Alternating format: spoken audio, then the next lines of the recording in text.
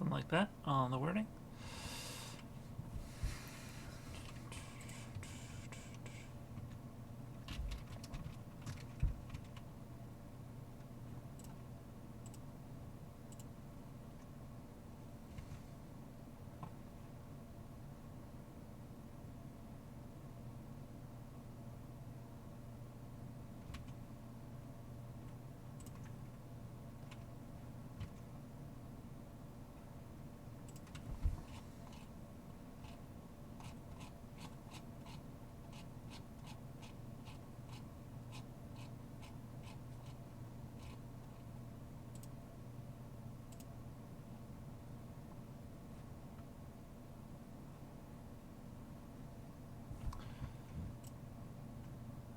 Okay, let's see.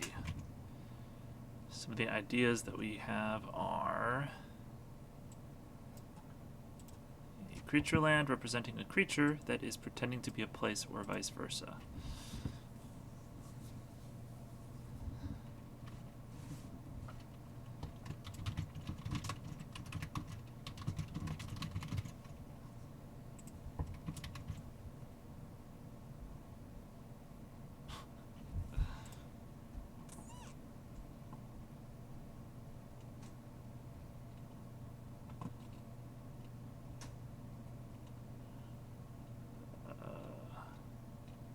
Once again, I somehow have far too many frames. There we go.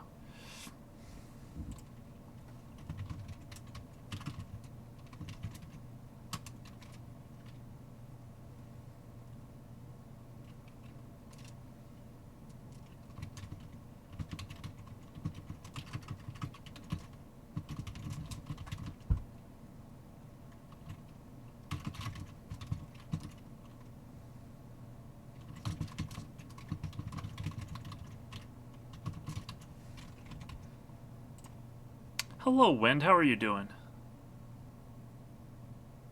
Oh, the double-faced nature of this card messed with the stream configuration. Boop. It's a start.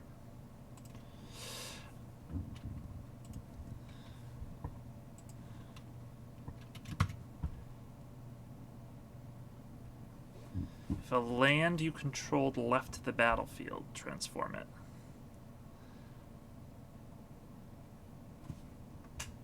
Okay. So if a land was destroyed, it becomes a creature.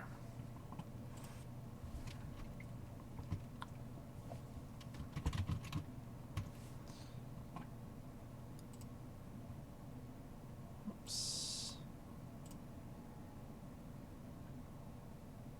Okay. That feels kind of red then. Not gold. House Golem.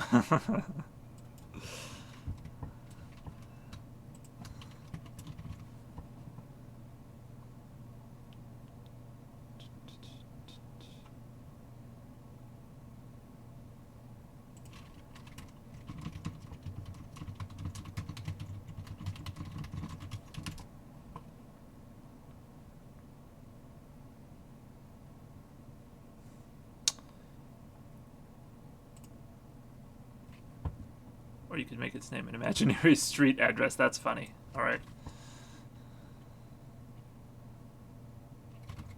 43. Something cutesy. Blossom Lane.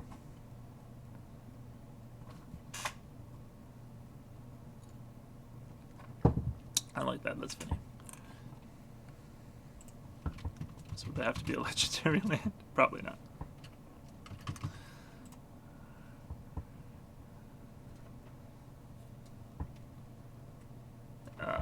Then it turns into some kind of monster. I guess at the beginning of your end step. If it's transforming on your end step, then it's just going to become a 5/5.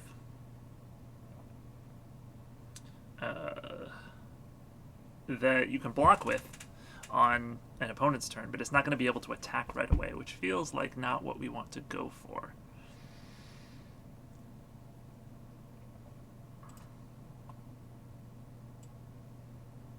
Screen.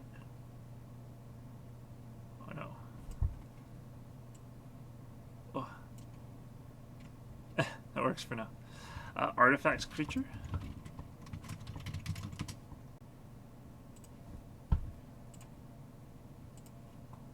Let's see. Oh no. This is a problem. Okay. For options.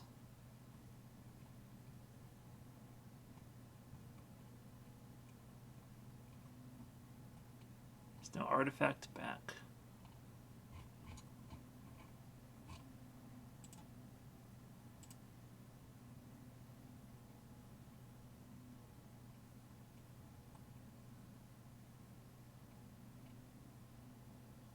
Huh. Unless I'm just missing it.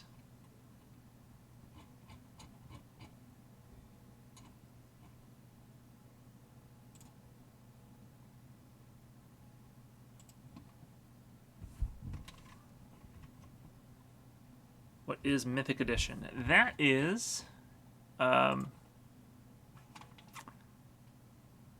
of borderless. It was something that they did for... There were like a bunch of really expensive planeswalkers that they released that were this style.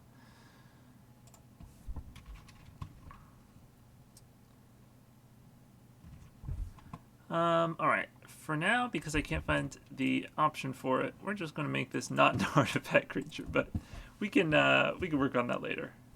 It seems like I'm always in a situation where I need to like update my frames or MSE, unfortunately.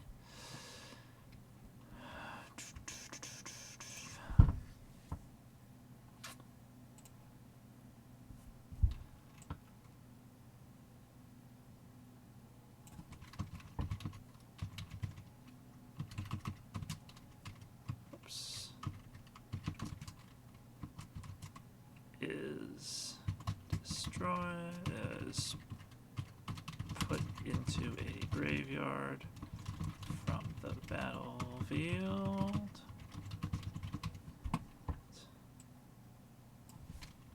Return it to the battlefield transformed. Something like that. The same way you determine the color is how you make it an artifact. Oops. Oh. Wow. Good call. I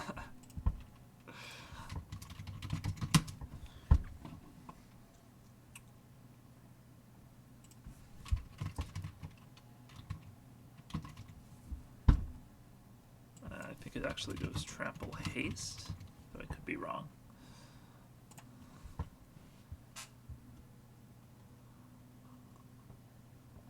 So the front should be legendary with that name. Yeah. At that point, we want it to be at least an uncommon.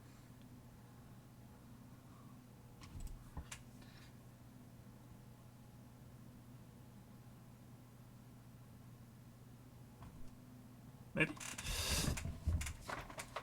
And then, yeah, House Golem. What about having multiple cards that transform into the same thing? Interesting.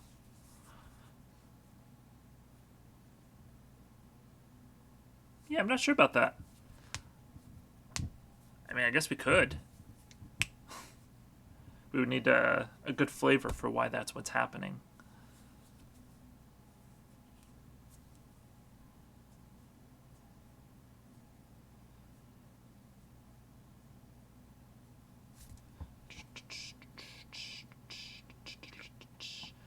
I took your cult idea and I thought maybe making it into a single card could be interesting. So this doesn't have to be the design, it's just sort of a proof of concept where it's an enchantment where once on your turn you can turn a creature you control face down and then you can sacrifice the cult and however many cultists you want to do some big effect. In this case, create a 13/13 Flample Demon. So are we going for like a Gravity Falls vibe? Yes!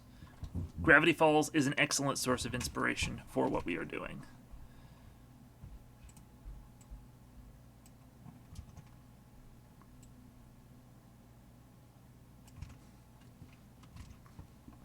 So if we want to do like, you know,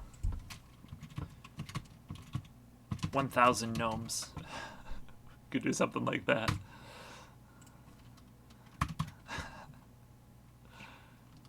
Actually, I guess they could be the like the Dreadmaw, 4 green.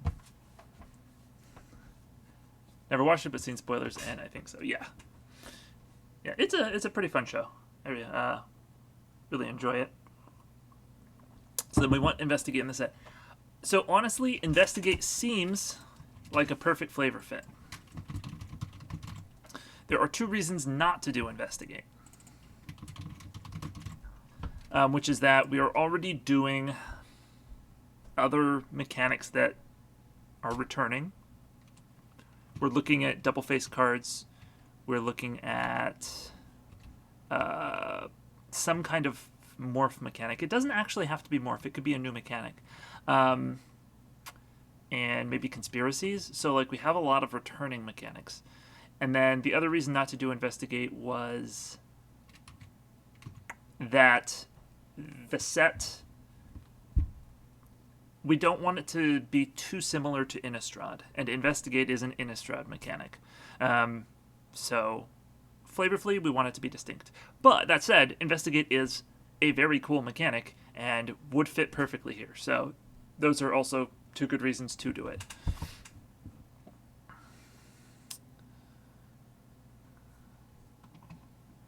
What about a colorless card that turns a face-down card face up and investigates? Oh, that could be cool. Or a case file card, maybe. Yeah.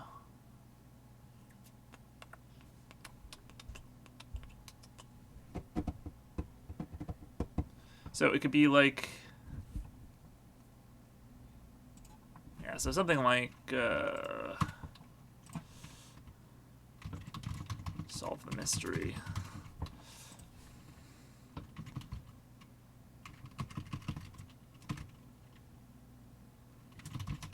You may look at target face down creature. Investigate.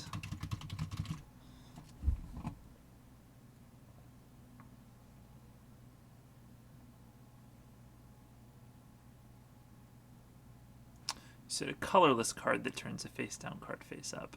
So are you saying like this would be a like just a colorless spell? And then you said or maybe a case file card. Okay. Also, which angle of paranormal are we talking? Yeah, so it's sort of a mishmash of everything. Yeah, so just think of the different IPs that have like lots of different monsters. SCP, Gravity Falls, X-Files. That's sort of what we're thinking. Men in Black, even though they just deal with aliens, same sort of flavor. Wait, Volkarine says, can't stay long, but what about a creature that when it becomes blocked forces the blocker to flip it if it's a face-down card?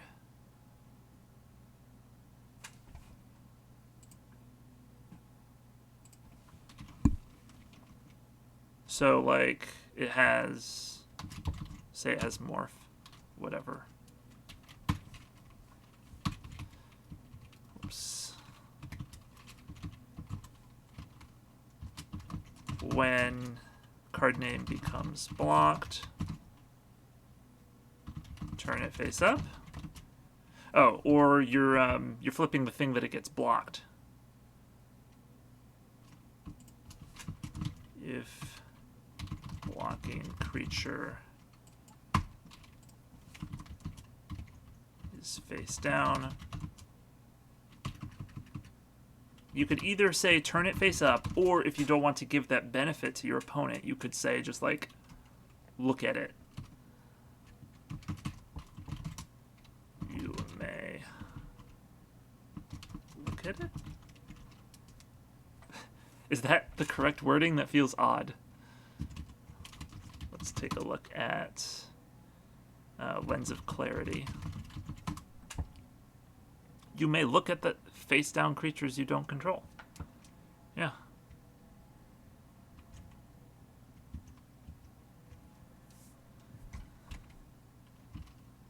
Although that one has a hyphen.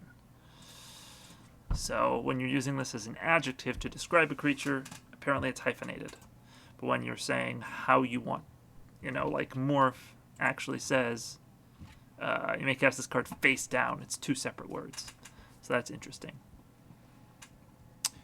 Is it something more fantastical with like straight up ghosts, or is it a more of a true crime type vibe? Yeah, it's probably a bit of both. I wouldn't mind putting some organized crime in here. I think some kind of mob boss would be a perfect flavor fit.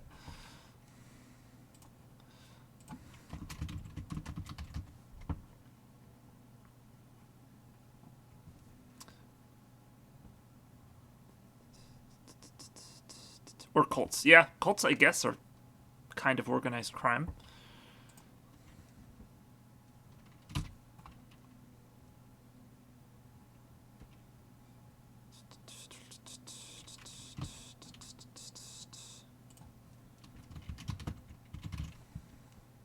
Feels like a rare. Sorry. What about a creature with haunt?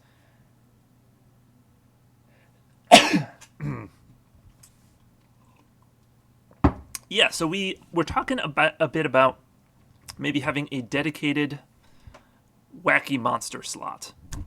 Sort of like how, Time Spiral had the time shifted sheet, or Strixhaven has the Mystical Archive, or how Innistrad has double-faced cards.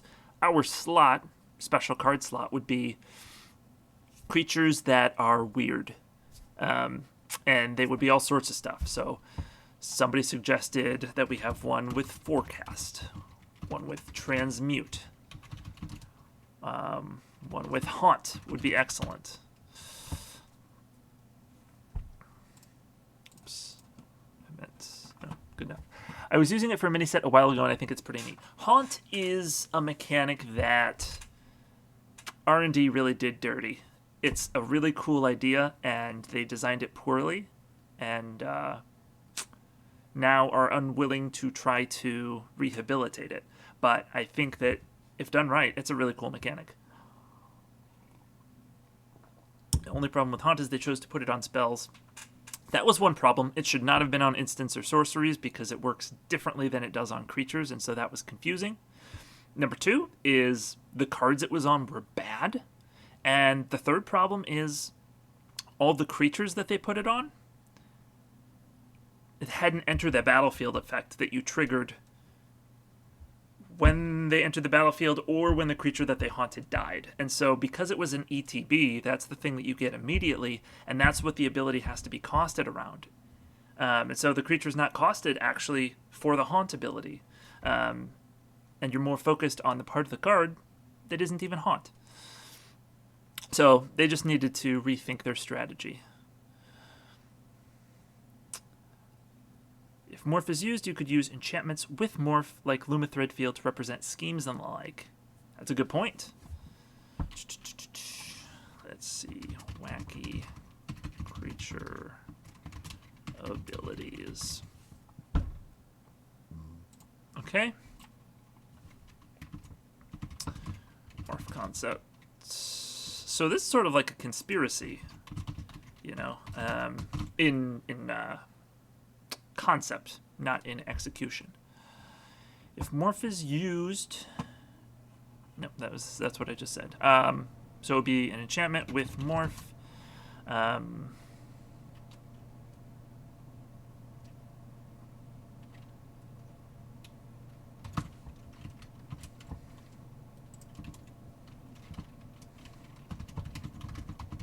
With no abilities.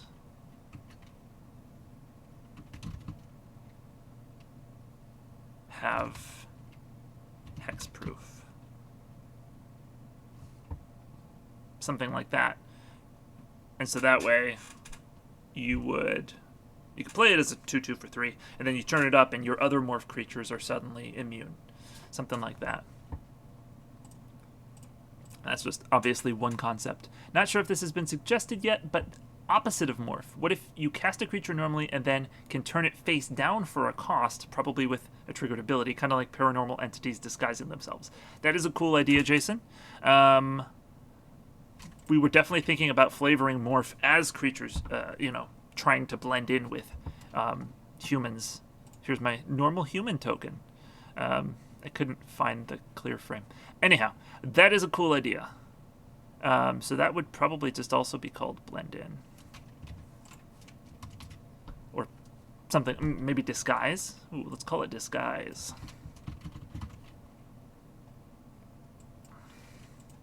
So you don't cast it as a 2/2 creature.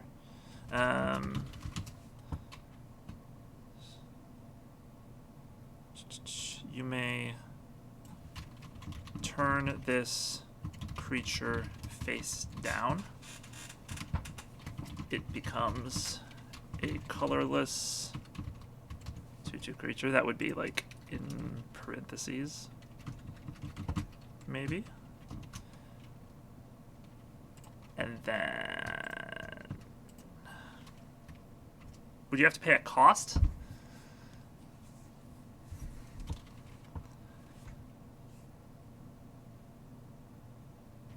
Well, it feels like a lot of the time your creature's getting a downgrade, so it feels like there shouldn't necessarily be a cost. Oh, I guess this whole thing would be in parentheses.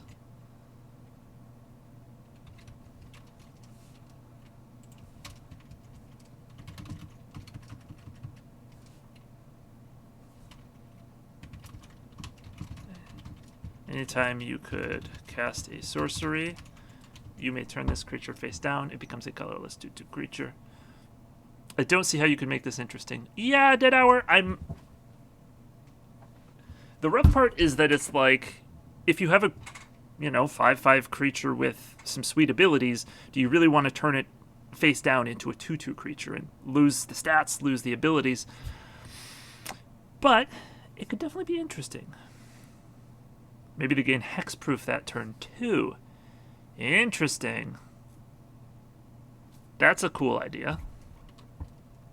So that wouldn't have to be not as a sorcery. Whenever this creature becomes the target of a spell or ability, you may turn it face down. It becomes a colorless 2/2 creature. It gains hexproof until end of turn. Downgrades in order to keep it alive. Yeah, that's kind of cool. This wording is a bit off, but I like the concept.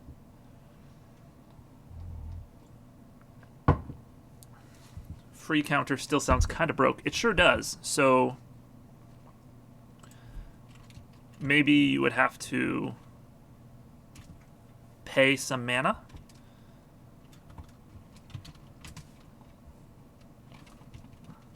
Of course, we can balance the creature around its ability to survive. So we could just make it cost more up here. But, let's see. You may pay 2 blue. If you do, turn this creature face down. It becomes a colorless 2/2 creature. It gains hexproof until end of turn.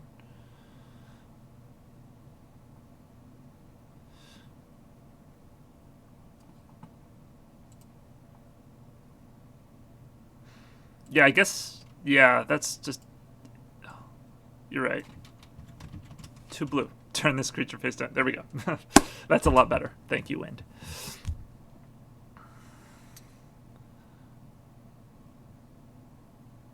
That's a cool idea.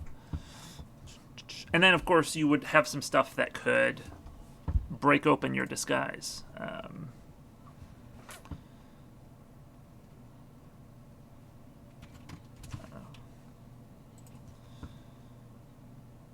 So this would also probably cost, like, blue mana, sorcery.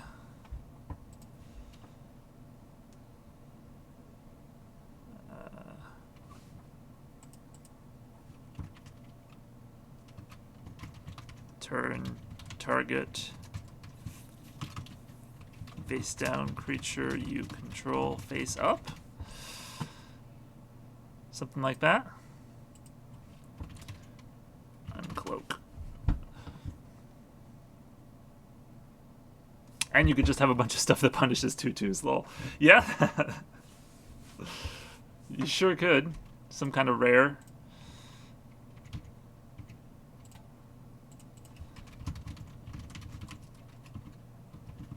Something like that. That's an enchantment.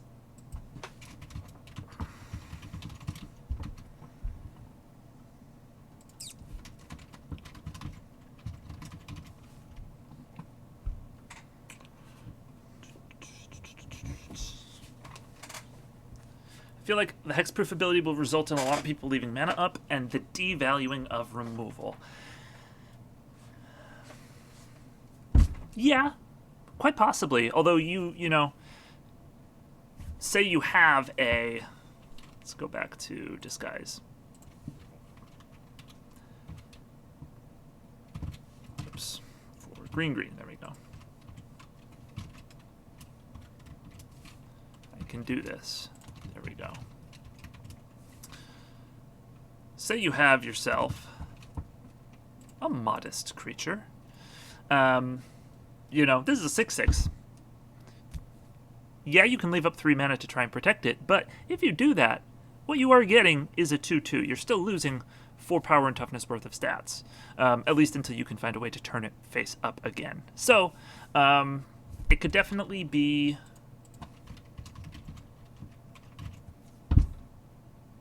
It could definitely be, like, very good to be able to just gain hexproof for the turn for your creature, but you're also still turning your creature into a fine body, but a small one.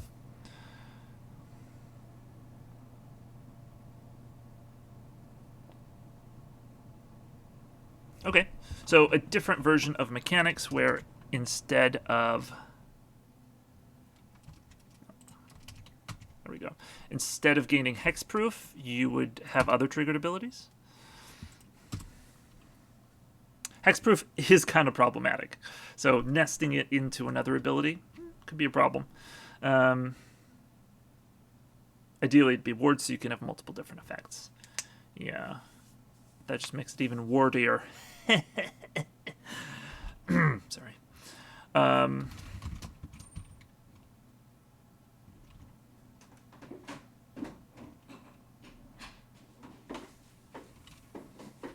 How do they word morph?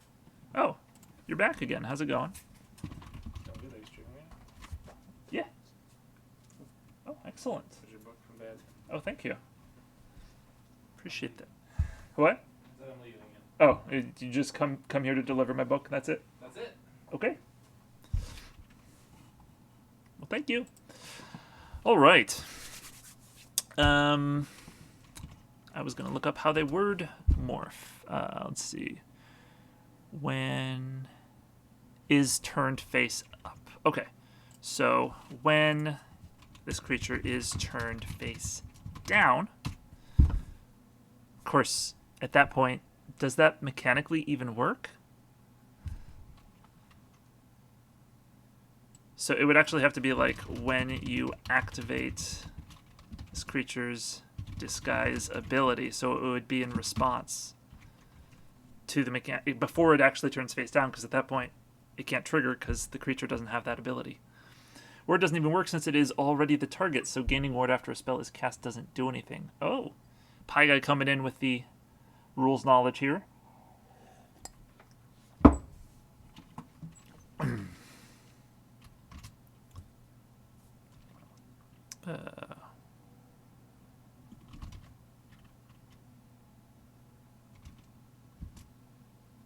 Put 4 +1/+1 counters on another target creature.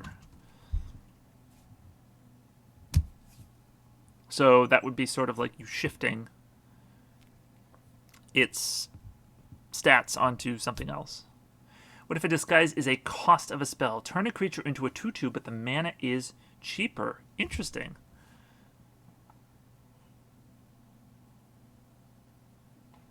That's a cool idea. Okay. So this would be not a creature. As an additional cost to cast this creature, or this spell, you may disguise a creature.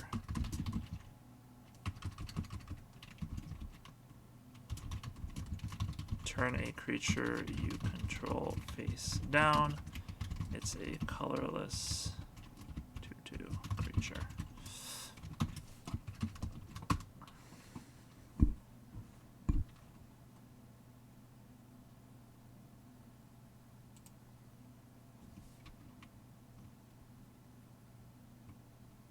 So you could have this be like, draw 2 cards.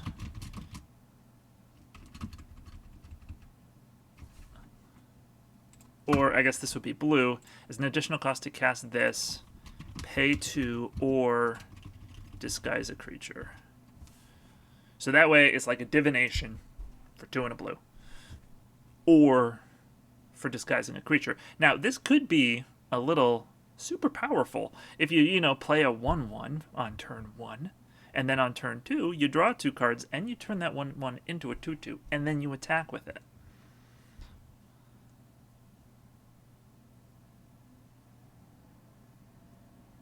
So, potentially, this could be a little strong.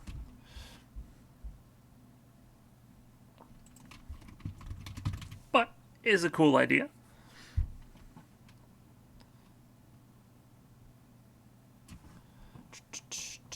Wynn says here is some maybe lore I generated using an AI. Interesting.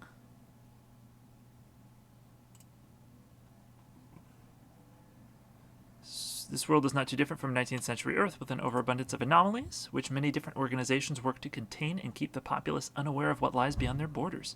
The most notable organization in this field is the Paranoid Alliance, a group of scientists who have been studying the strange phenomena that occur on the planet for decades. They are currently working on a project to create a machine capable of opening up portals between other worlds. With the discovery of new lands and resources, with the advent of airships, steam-powered ships, and later the internal combustion engine, the need for a single organization to rule over this new frontier. It was. Okay. Well, I definitely like the idea of some kind of morph mechanic that's flavoring a monster as hiding as a human. Question is, which is the best one? So there's obviously straight up morph. There's undercover, which is one that was in another custom set. Caillou suggested it. It lets you cast it, the creature face down as a 2/2 for 3. But instead of being able to turn it face up at any time, once it dies, you exile it, and then later you can cast it for its undercover cost. This would be like,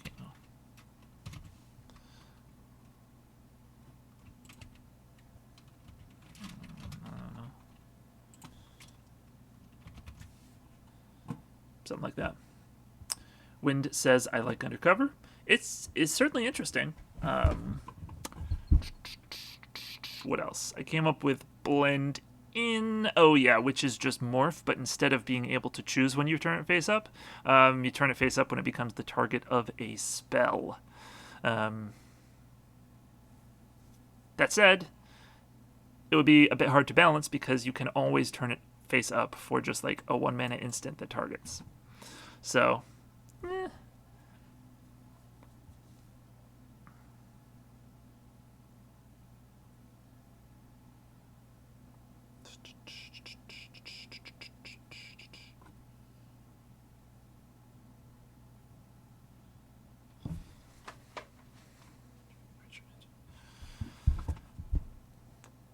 okay, does anyone have any preferences on which version of disguise they like, if there is a version that they like?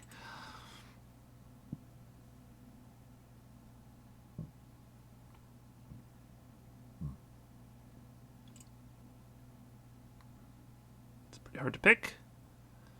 Is that because you like them all, or because you don't like them all, or because you like them all sort of middling but equally? I'm also finding it hard to pick. I think I like most of them.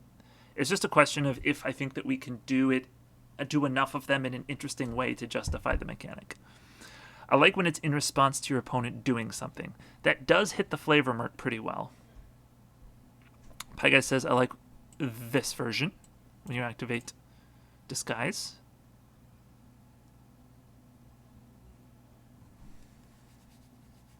Yeah, and we could have it be not explicitly in response to your opponent doing something, but sometimes in response to your opponent doing something, like, we could have a version that is literally, it's blue.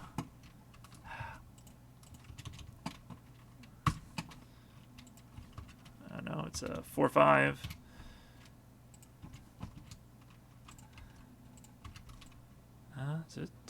It gains hexproof until end of turn. I'm not sure if that would work, but we can find a way to make it work where, like, we can have one creature that gains hexproof whenever it disguises itself. Or, we could make sure that we have spells in the set that, like, destroy target creature with power 3 or greater.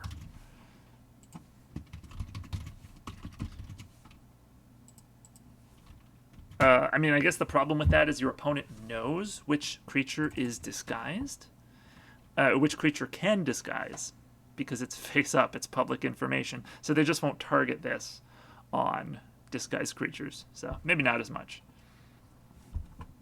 It does actually work since it's still the same object. I thought so, Pie Guy. I just wasn't sure. Because it feels like it's getting into layers, and I don't know layers too well.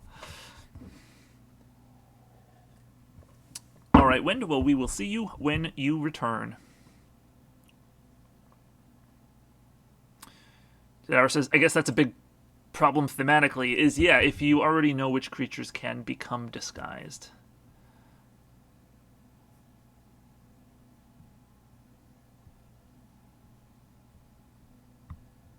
In which case, it would be better to have creatures that enter. Yeah. So flavorfully, it's kind of cool that you see the monster and then you're trying to hide, but it might actually work better to have something more like Morph, where your opponent doesn't know what it is. There's a mystery for them.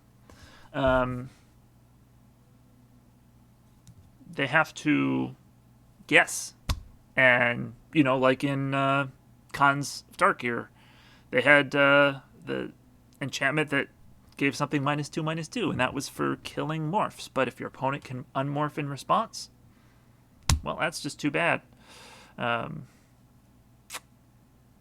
Which, like I said, doesn't work when they already know what the creature can do.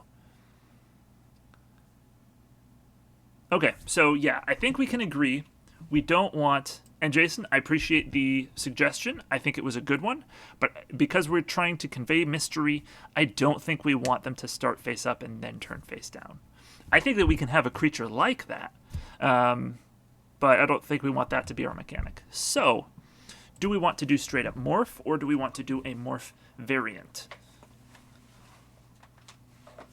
Or, there is the one that was suggested where... you disguise as a cost. And that way, people don't know what's going to become disguised. Although I have already talked about the possible problems with this design.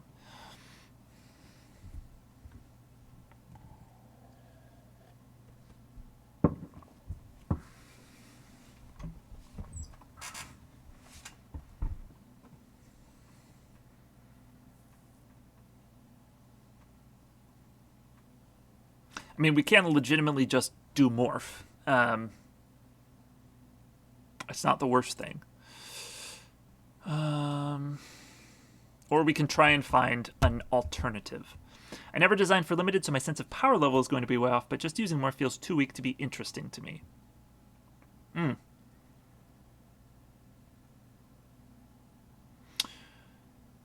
Well, yeah, so Morph is interesting because obviously, yeah, a 2/2 creature for 3 is bad. However, when you're designing cards with multiple options, you tend to want to overcost each option by 1. Because having the ability to play an early game creature, a 3/3 or a 2/2 for 3, is nice if you also have the ability to play a late game creature like a 7/7 for 7. So now, no matter whether you're short on lands or flooding, whether you have other early game plays or other late game plays, you always have something that you can do when you need to. So Morph is. It looks like a weak mechanic, but it can be deceptive. What if we do something closer to Emerge, where the mystery isn't what's in play, but what's in hand? Ooh. Okay. That's a cool idea. Okay, how does Emerge work again exactly? Oh, yeah. You may cast this spell by sacrificing a creature and paying the Emerge cost, reduced by that creature's mana cost. Yeah. So I dislike the way that they implemented Emerge. Don't get me wrong. I loved the mechanic, and I loved the set Eldritch Moon that it was in. But having 2 separate costs was a bit rough. And I get why they did it. It's because they wanted their Eldrazi to be colorless, so you could pay the 7. Or you could get their effect for cheaper, which needs to cost colored mana. But it's a bit inelegant. You could just have it be... oh, it's a spell. You're right. You could emerge an instant or sorcery. Does it say creature if this type is creature? No, it does not. So, it's interesting. Yeah, I also was. And that's because they only used it for creatures. But yeah, you could do it with anything. But if we were to do this, I think it would be better to have like some version of the spell where, you know, it's just, you don't need the mana cost here. You just pay this card's mana cost reduced by whatever.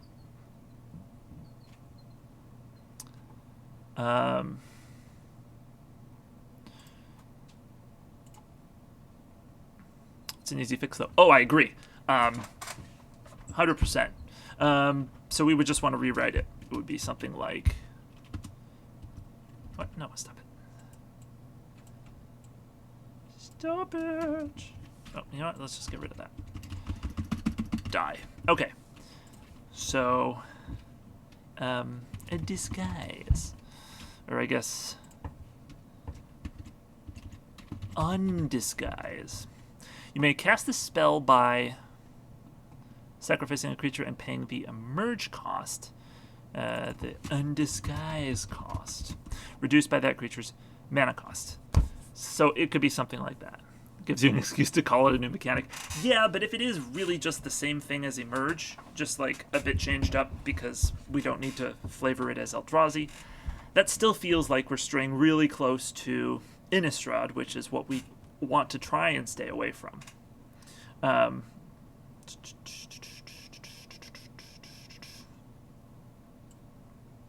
Second, by returning a creature you control to its owner's hand. Could be something like that. What about an alternate cost on spells that you can only use if you meet a requirement? Kind of like traps, but you set up the conditions instead of your opponent. That way your opponent can see you setting things up, but they don't know exactly what is coming. Ooh, okay. So those, well, we can't call them schemes, because schemes is an archenemy thing. Plots, maybe?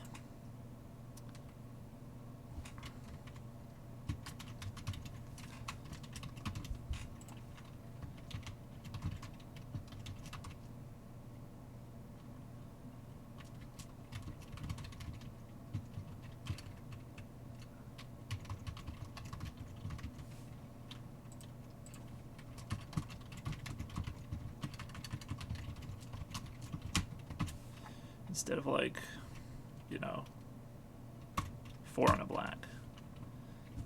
And this would, I don't know. Depends on the size of the effect that we want.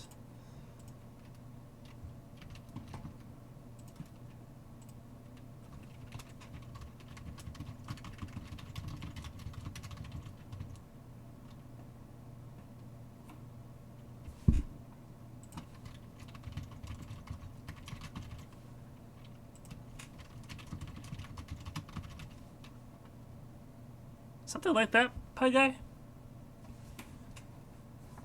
This would not be a numeral 3. It would be a word.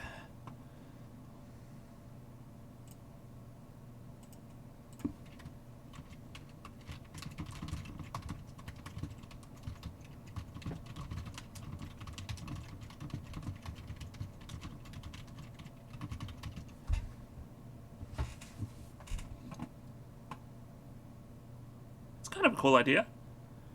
It's kind of what I had in mind, although looking at it, I don't think it matches the flavor we are looking for. It certainly could. I mean, the idea is sort of that there may be different groups that each have their own goals, and so this could maybe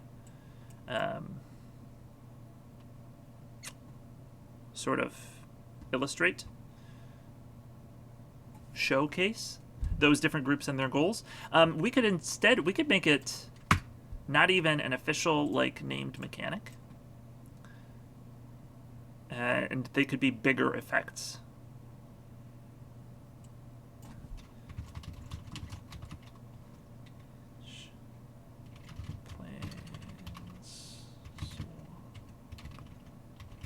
And each creature with abilities.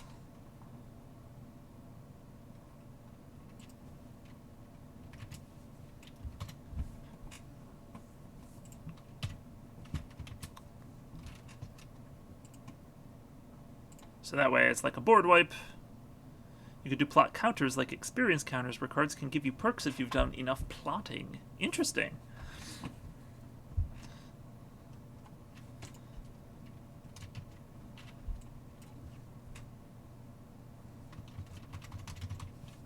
Let's do a different color. I haven't done much white yet.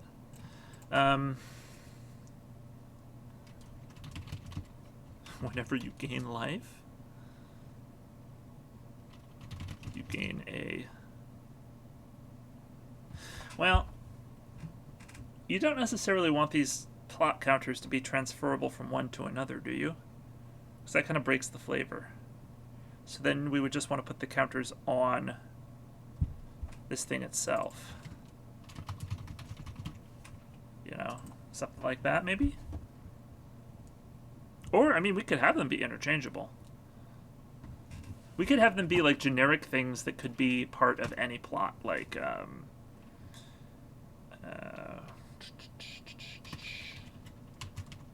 by a politician. That sounds black. Going back to black.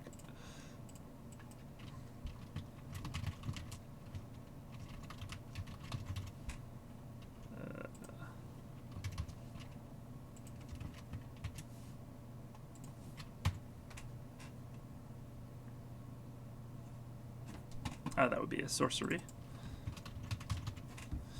And, you know, that's like one small part of a big plot. And then you could have another thing that's what else is generically part of a plot.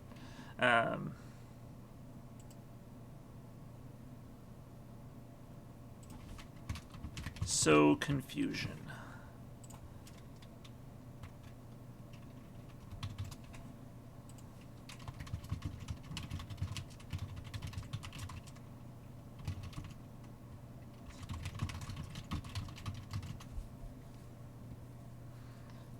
And then you would have payoffs for having a bunch of plot counters.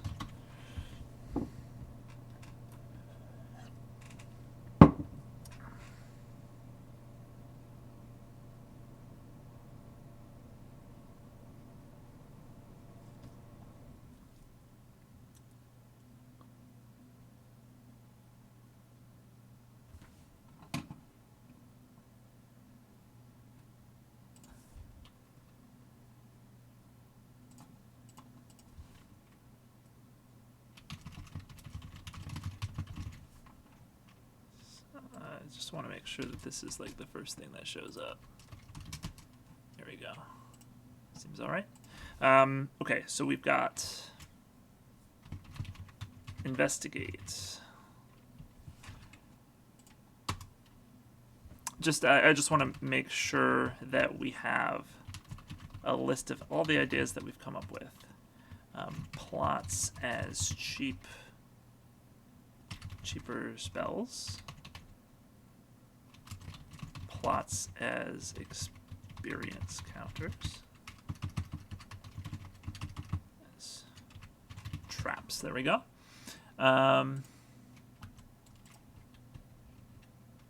Anything else that we've talked about?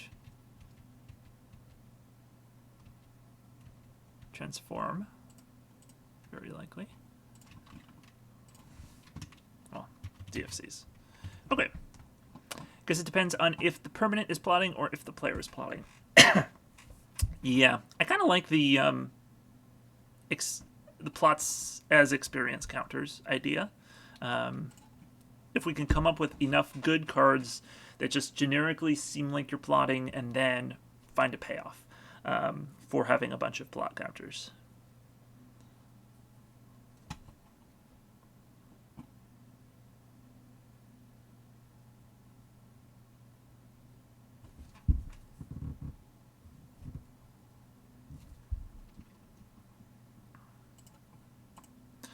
So what would be a good payoff for a plot? What is your ultimate goal when you're plotting?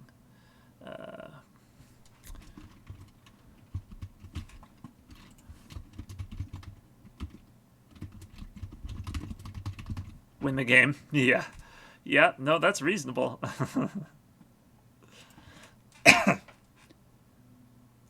So we could have one that wins the game.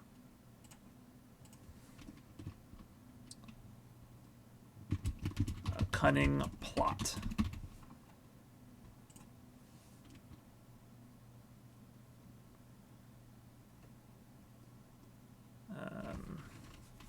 Blue enchantment or maybe a sorcery.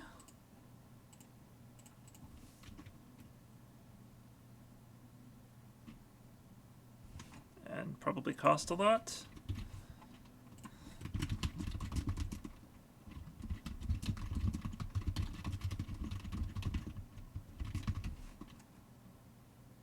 Now generally the win the game cards are on enchantments and they work on your upkeep, so your opponent has a chance to remove them. I guess we could do it like that. But that would be a lot cheaper then.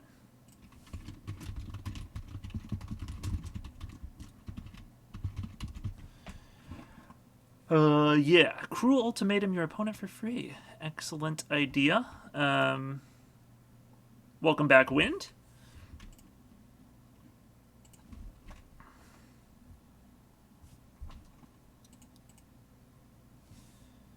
So we can make this a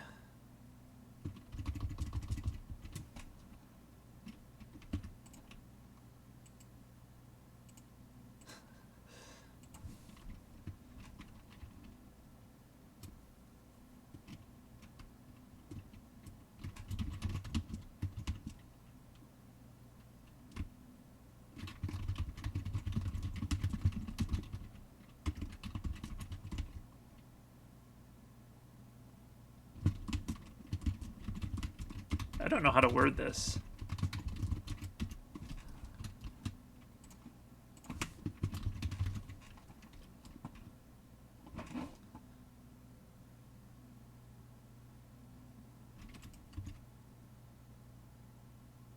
Something like that. And then, yeah, the cruel ultimatum. Each opponent sacrifices 3 creatures.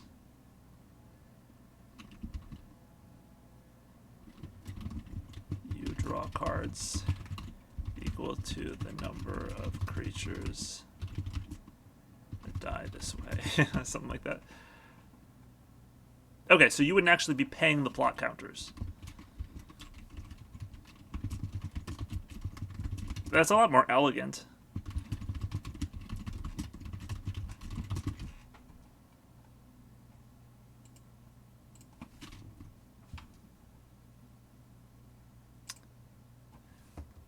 This templating looks like plot counters may want to be energy counters instead of player counters. Yeah, I do want to make sure that it's if we do end up going with plot counters, we don't want it to be too mixed, too similar to energy. I'm thinking, with energy, you tend to get and spend them a lot more often, and I'm thinking with plot counters, you want to get them slowly over the course of a game and then use it on a big finisher or something. Trying to make it just like a bigger thing and fewer of them. In that case, it's better if the effect scales instead of the cost. Oh, okay. Interesting idea.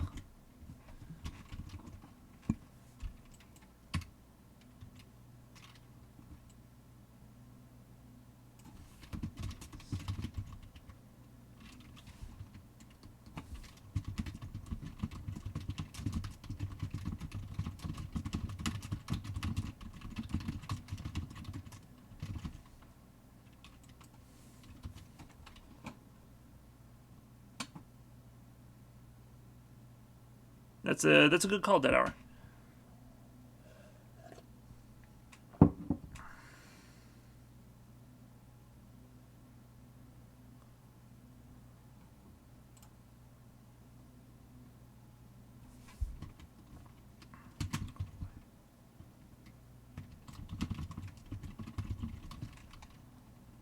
Like a 3-mana thing that deals X damage to a creature, where X is how many plot counters you have.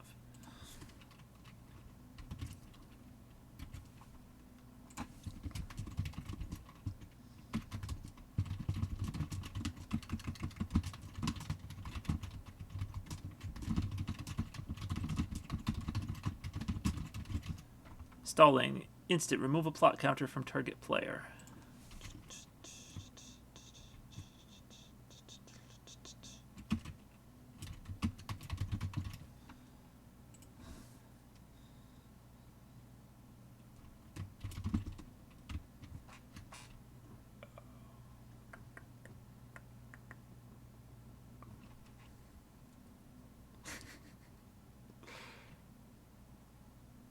See, I don't know what to name this.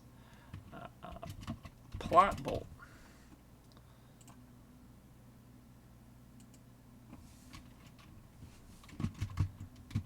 Meddling kids.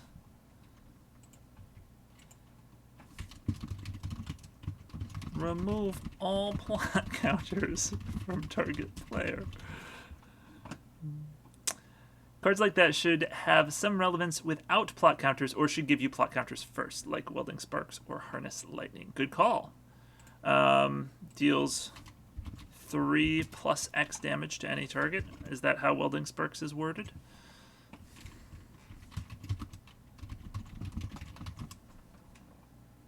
X damage. X is. There we go. X damage to any creature where X is 3 plus the number of plot counters you have. If we're going for plot counters thing, you could have some weird infect/renown hybrid for the opposing side, where punching them in the face makes them lose plot counters. And the creature that hit them gets a benefit from it. Ooh, okay. I know technically Meddling Kids is already a card name. I think that's an uncard, but whenever deals combat damage to a player, remove that many plot counters from that player. You know, it can be a 1/1 trample.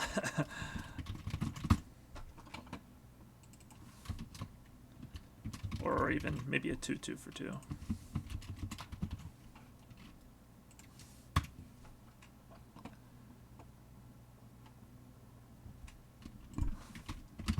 And put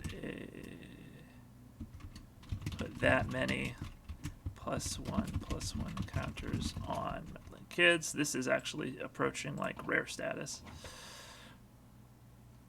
It is a hate card, so a lot of those do tend to be uncommon or rare.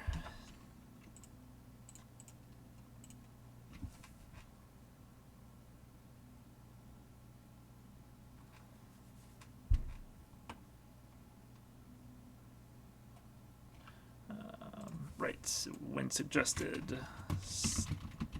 Stalling.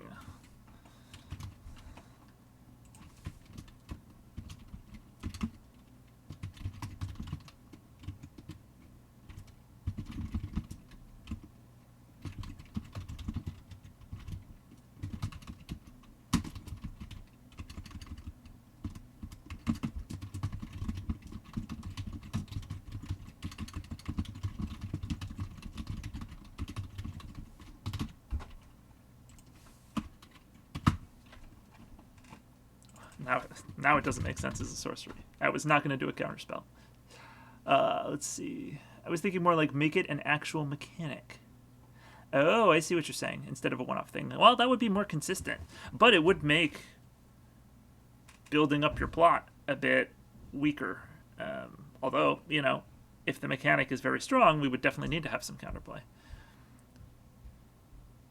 Like two overarching mechanics of plot and metal. That way you could have a bit of a push and pull where the guys plotting are more spell-focused and the investigators are more creature-focused. Interesting. That would be kind of cool. So it would be like...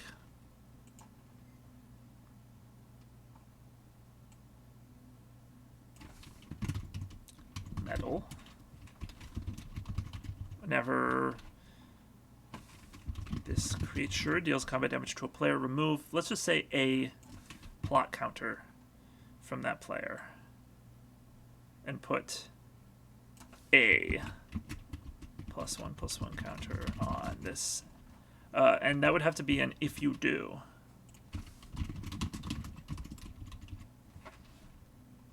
So that way it's not just they're not always growing. They're only growing if they have a plot counter to eat.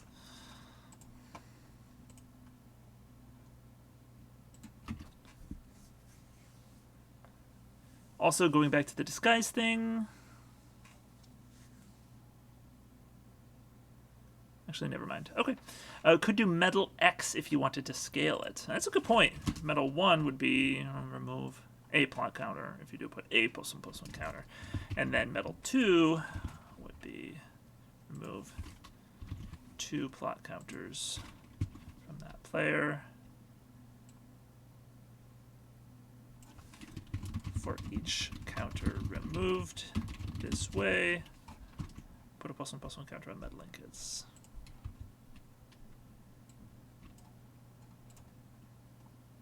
I was thinking have a variety of effects.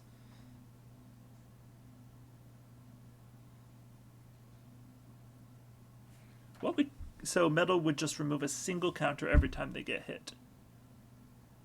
Ah, okay. So you're saying boop, boop. And then, yeah, whenever a plot counter is removed from an opponent, put a +1/+1 counter on meddling kids. Sort of like that. When an opponent...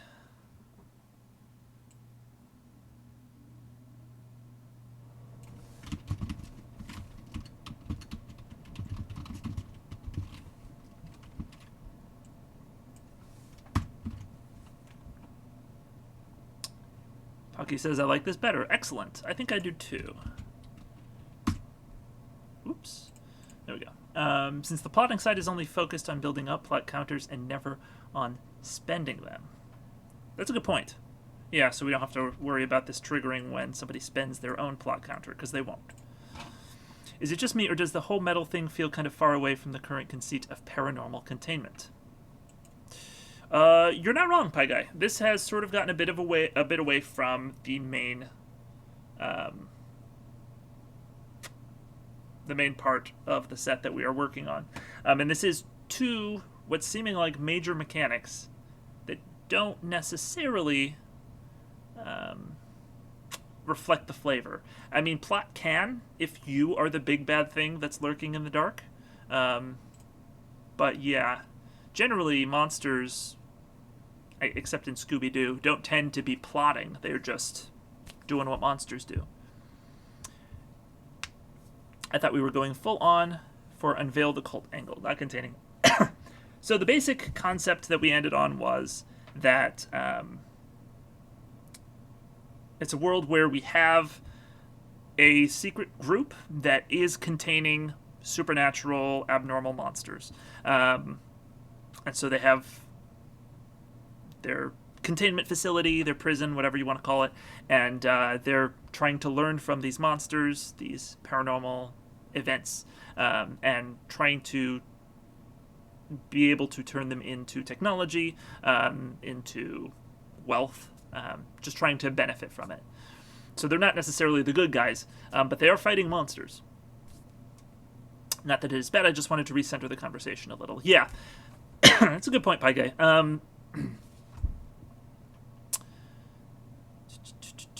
So Dead Hour, there's definitely going to be a theme of trying to contain monsters, but there is probably another group on the world that doesn't want the monsters to be contained and would be fighting back against that. So we could do mechanics that sort of are flavored both ways. So who's trying to stop these people if they're seemingly harming no one? Well, PETA exists in real life. So there's probably a group that doesn't want these monsters, even though they're monsters, probably doesn't want them contained. And I guess the other monsters, we don't necessarily have to focus too much on people trying to stop them, but we could focus on the play between this group and the monsters, and just show the different monster of the week that they're trying to capture. So it's less Gravity Falls and more Ghostbusters.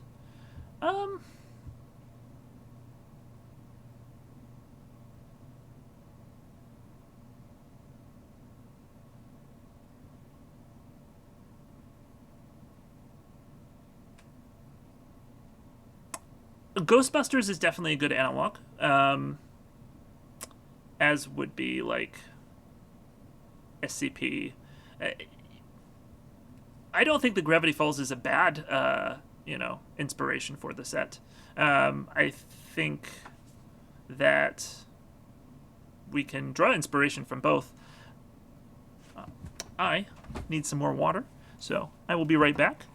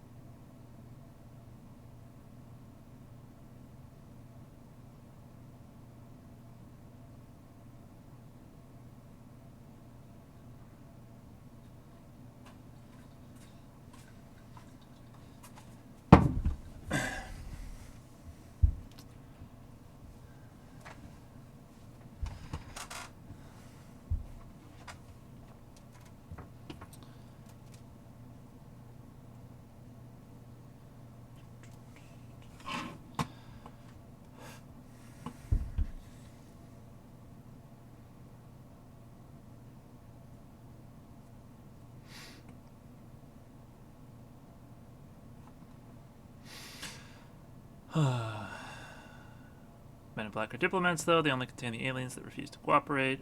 Or like intergalactic criminals. They're not trying to exploit them.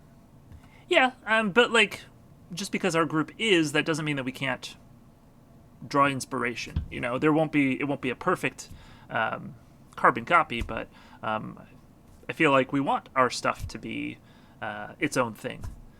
And it doesn't, this was sort of the concept that I had in my head. We don't have to do that exactly, but that seemed exciting and interesting, at least to me.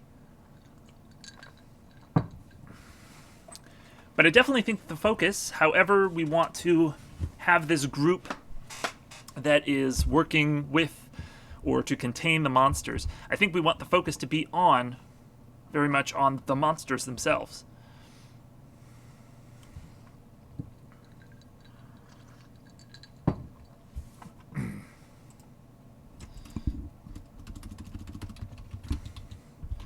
So if the focus is on the monsters,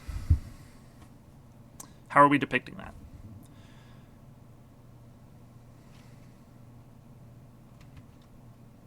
Mechanic-wise. So we have our case file. Stop it. I wanted to make this... Heavens. Okay. We have our case files, which are wacky monsters. Monstrous. Fair enough. But I think we would also want one mechanic that represents the monsters. And I think that's probably our morph-like mechanic. Although, if anyone feels differently, certainly feel free to tell me so.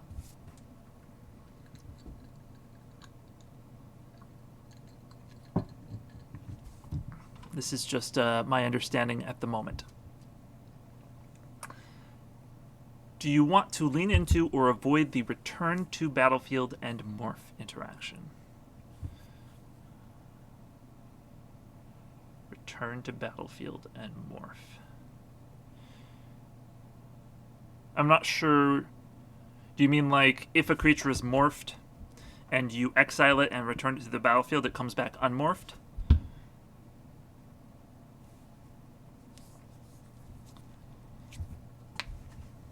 Right. Okay. I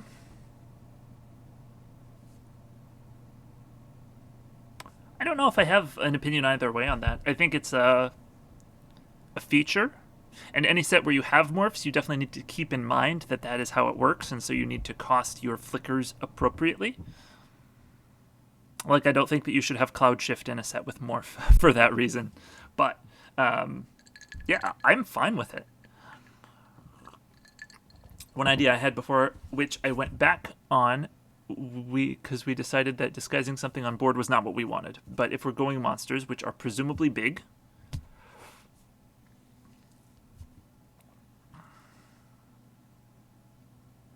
What if the ones disguising are the guys trying to infiltrate the facility?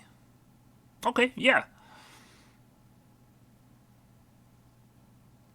Yeah, I mean, this facility can be part of the government. And, you have normal humans who... There's been whispers of this, There's some conspiracy theories about Area 51, as it were, and a bunch of normal humans are trying to storm Area 51. We could definitely also have it be partially from the perspective of the mundane humans who don't know what's going on and who are trying to find out. So, yeah. And then flipping the creature to disguise it gives it skulk so that they can get past the big monsters. Interesting.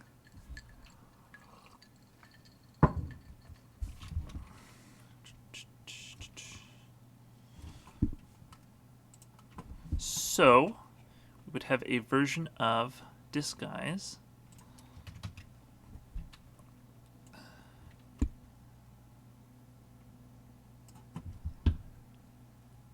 Now, how would we give a face-down creature skulk?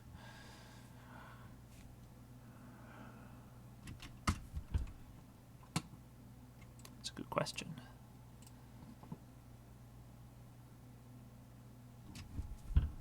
Just make it part of the mechanic. It becomes a 2/2 creature. So, yeah, the thing is, if you turn it face down, all face down creatures have been determined by the rules to be colorless 2/2 creatures with no abilities. I guess if every card that turns something face down in this set gave it skulk, we could just rewrite the mechanic for, the rules for this set to be that 2/2 creatures have skulk. Put a skulk counter on it. There you go, Genoses. That's the way to do it.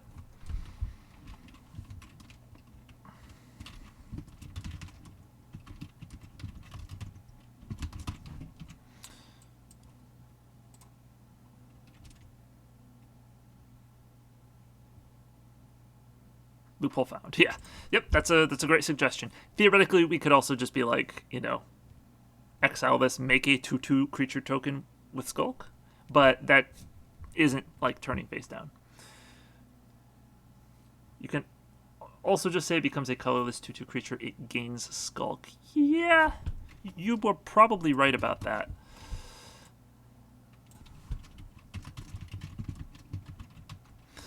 it would just be hard to keep track of. In a set that had normal morph and disguise, it would be hard to keep track of which has skulk and which doesn't. But, obviously those wouldn't actually mix, so it's probably a non-issue. You can have a monster that are 1x walls to stop the infiltrators. Maybe that leads to too much battlecruiser magic, but it's an idea. No, that's a reasonable idea.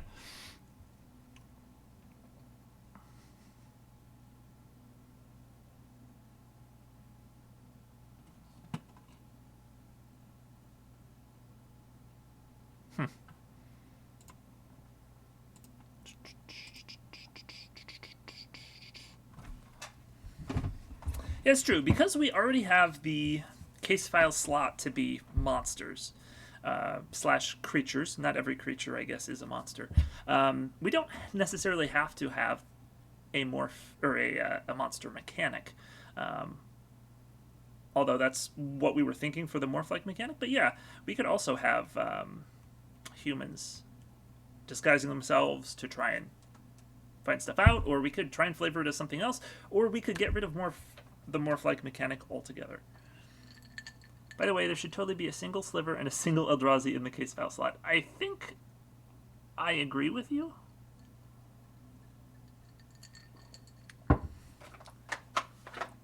Why not both? A sliver of an Eldrazi. The Slivdrazi monstrosity. Yes, I agree with you. I am down to do one-off random garbage from whatever. And obviously, Slivers and Eldrazi are really fun one-offs to do. Like the Hand of Ulamog or something. Yeah, it could be funny. Have a Hand of Ulamog effect with no way in the set to make Eldrazi spawn.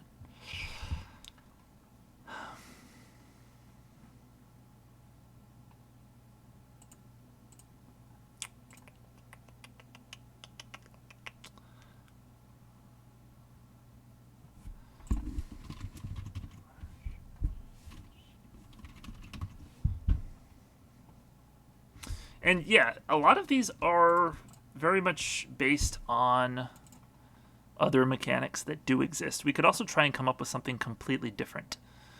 Something that has nothing to do with morph that would be like on monsters. Or something that... I think the problem with the SCP angle is it makes it very hard to define what a monster even is, because SCP can be anything. Yes. Yeah, I was definitely reading through some of it the other night, and, one of it was literally just a door with 12 keys.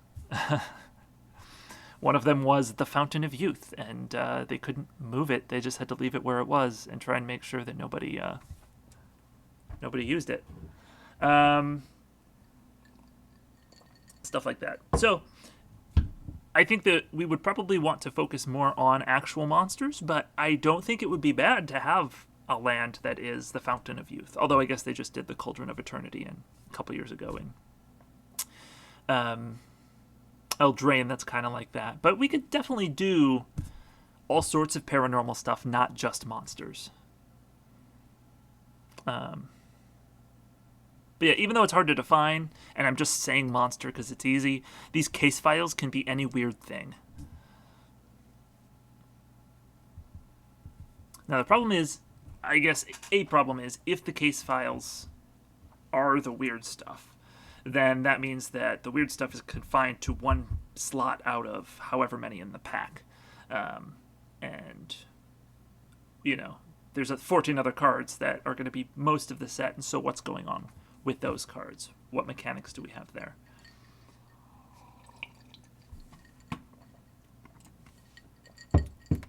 If we're going for the whole big monsters versus small dudes with skulk, it'd be easier to just define what the big monster is and have them mechanically identified just by being tribal. Yeah, but the thing about that is we're not trying to make one unified monster. A lot of these... a lot of the IPs that use this format it's Monster of the Week. Every monster is not working with each other. They're just self-contained. They're doing their own thing. You got to figure out what's causing the issue and why and how to stop it. And just giving them all the same creature type, I feel like kind of takes away from that.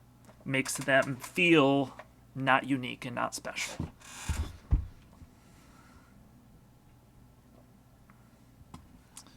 You can definitely do strange artifacts and whatnot. Yeah.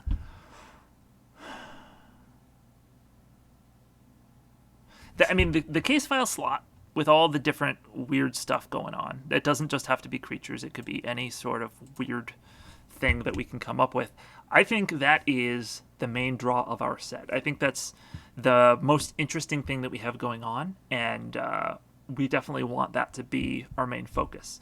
That said, those cards are going to be using whatever random abilities they feel like. So I was also just wanting to make sure that we had some good mechanics for the rest of the cards in the set too. Instead of a door with 12 keys, we could have a key with no door. I was so sad that Skeleton Key already, they made that into a card in Innistrad, the last time we went to Innistrad, and it gave Skulk. So maybe we could just reprint that.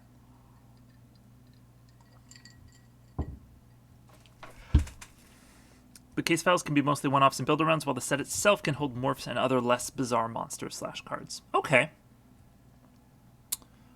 That's a good thought. So then what do we have going on? Key of Skeletons. Could literally be called Key with No Door.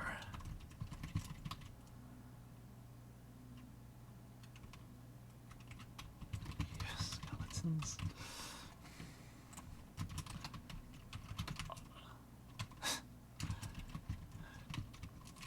This would be an artifact, right?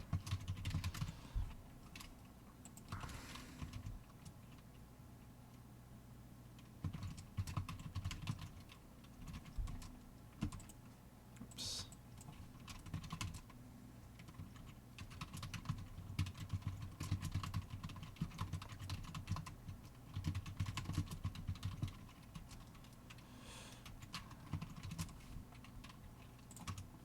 Yeah, it was kind of a long time to spend on a stupid joke, but what if the key tutors Door to Nothingness and does something to help you complete it?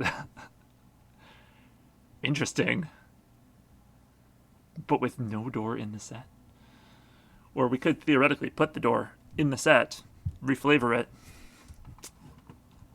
Okay, sorry, that was silly. No need to do that. But I really like the morph / more variant angle of having these lurking unknown monsters. I think we just need to settle on one. I agree.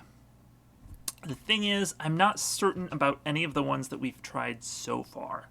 I like a morph type mechanic that has you place time counters on the face down creature each upkeep, then you can morph it by paying the time counters.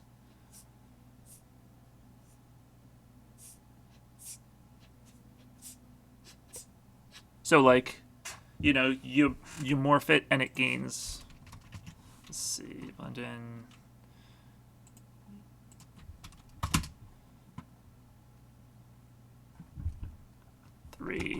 Turn it.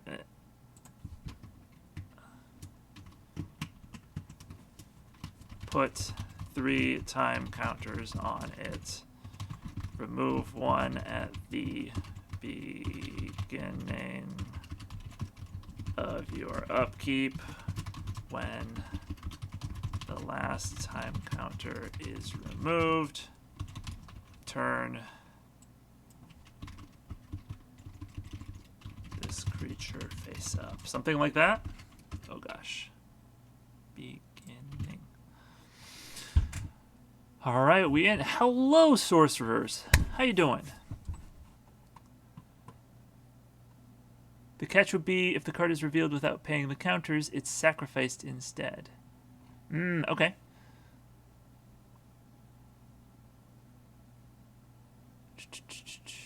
Oh, yeah. Pie just says, also Door to Nothingness can definitely go in the case file slot. Yeah, I agree. I think that it would be a good flavor fit. Kind of like the idea more of focusing on a group of meddlers trying to infiltrate the facility. It's just I don't understand why anyone would want to do that. Maybe it could just be sheer curiosity and them having no idea what they're getting into. Yeah, I mean, I guess you could flavor it as just a bunch of paranormal investigators, amateur ghost hunters. Having a variable number of time counters kind of ruins the fun of not knowing, since if your opponent plays like Blend in 7, you know it can only be so many cards. That's a good point.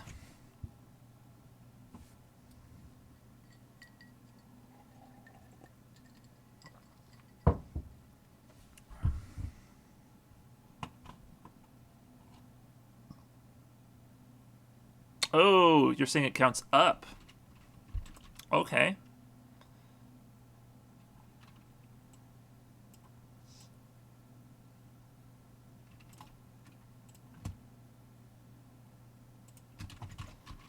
So be at the beginning of your upkeep, put a time counter on it.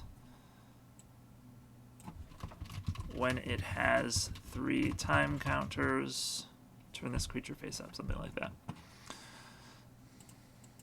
So it's like a ticking time bomb, and they don't know when it's going to go off. So are we looking at going more the Men in Black route, the Lovecraftian horror route, or the cult conspiracy route? There's been some debate on that. We haven't really settled. Yeah, I mean, we'll probably have a Lovecraftian monster or two in the case file slot, but I don't think that that's what we're doing. I would like as much as possible to try and keep this set distinct from Innistrad, because it very much kind of feels like Innistrad. And our suggested mechanics reflect that. Investigate, dual face cards, emerge, skulk. So we are, we're debating. We're trying to come up with we're trying to nail down which mechanics we want, because in the case file slot we're going to have all sorts of random stuff. And that's sort of where the flavor of the monster of the week is, and we don't want them to all have a unified mechanic. So then what is in the set? What is the other 14 cards in the pack? What are those focusing on? And what mechanics do they have? Okay, so we're doing the case file. Yes. When you guys suggested the case file slot, I was 100% on board. I'm open to most things. I don't think I'm open to cutting the case file slot. That sounds awesome. We can talk about what exactly it entails, but no, that's really cool. Bessie. We can talk about Bessie. I don't really know who this character is, but I did look at the Planeswalker card. It seems to be a sandworm who is also a Planeswalker.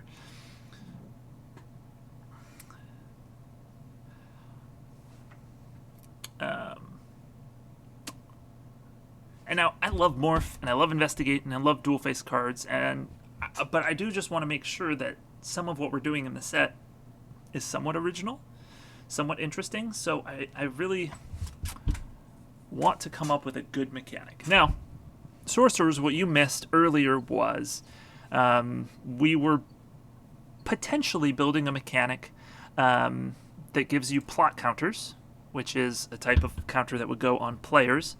You don't lose them. At least you don't spend them yourself. But we then also talked about a mechanic that would remove them from you when a creature hits you. So the goal would be that you're trying to build up your plot. You're trying to do things like buy a politician, like sow confusion, and then you can use your plot counters to do something big, like wipe out the competition. So that was one mechanic we had. However, that is getting a little far from the idea of the set. However, part of the idea of the set is that there are a lot of plots and conspiracies going on. So I don't know.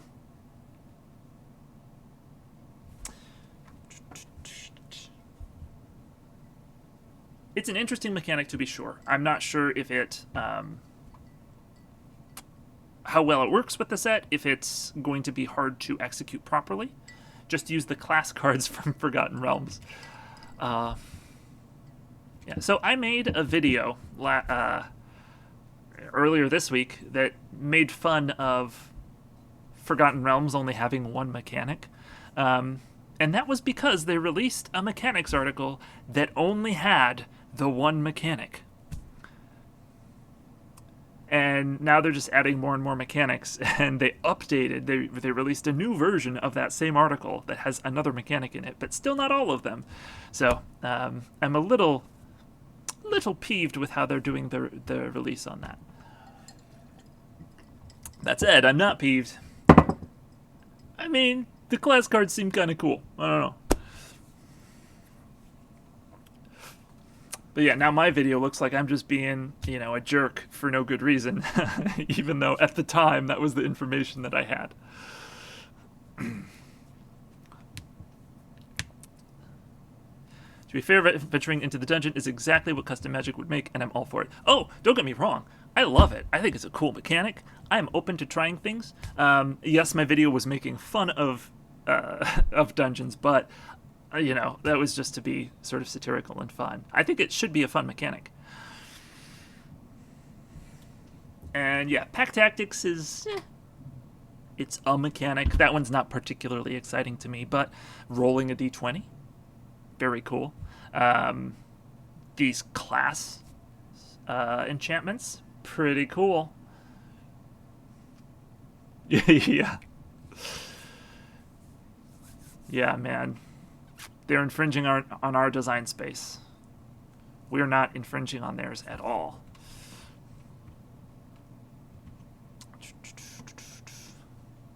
So,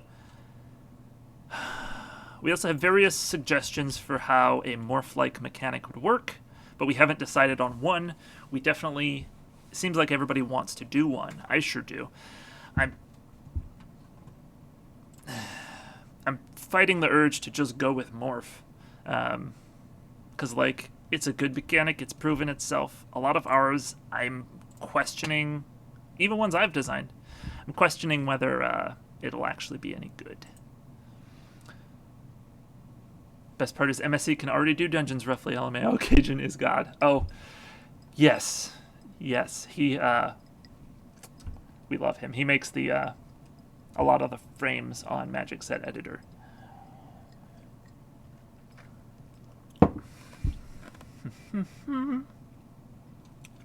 So, does anybody else... Sorcerer says, I'd be cool with morph.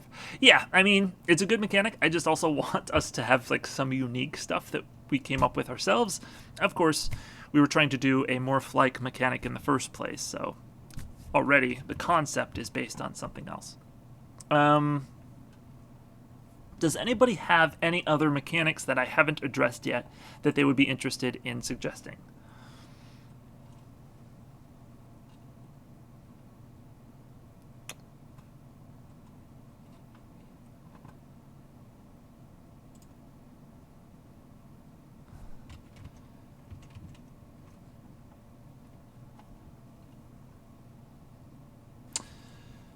I'd be cool with morph, but it feels bad to reuse multiple existing mechanics.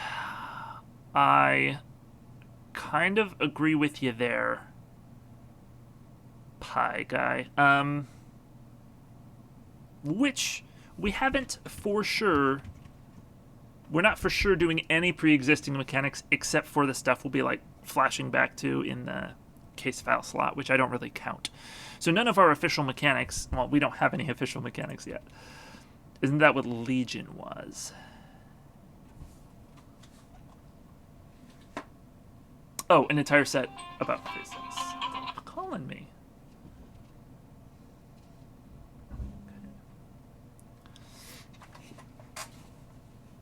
In this set, I'd prefer morph to investigate. I think I agree. Rewards for having opponent's creatures in exile. Yes, some kind of prison mechanic. That's a cool idea.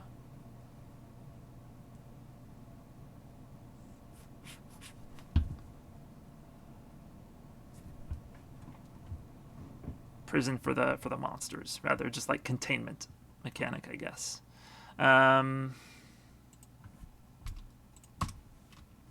Okay, we have had a Skulk suggestion. We've had Spellmorph. Sorcerers, I think Spellmorph is a cool idea for a mechanic, and I don't think that Foretell really captured it. Did they do Spell Morph on a card? Maybe it was one of the playtest cards that was actually you can cast it from being a 2/2.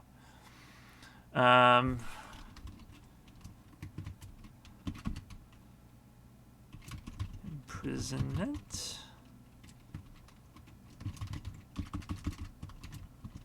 Opponent creatures in exile. I can spell.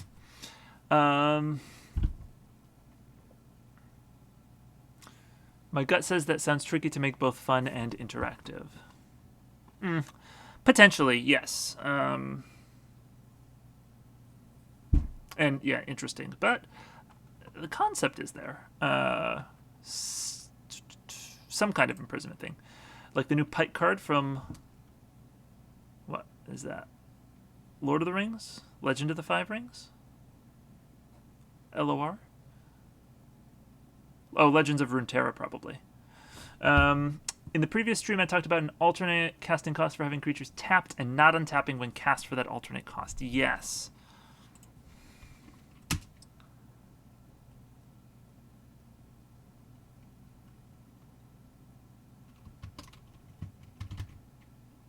Stasis cast. Something like that. They did Spell Morph on a playtest. Yes, okay.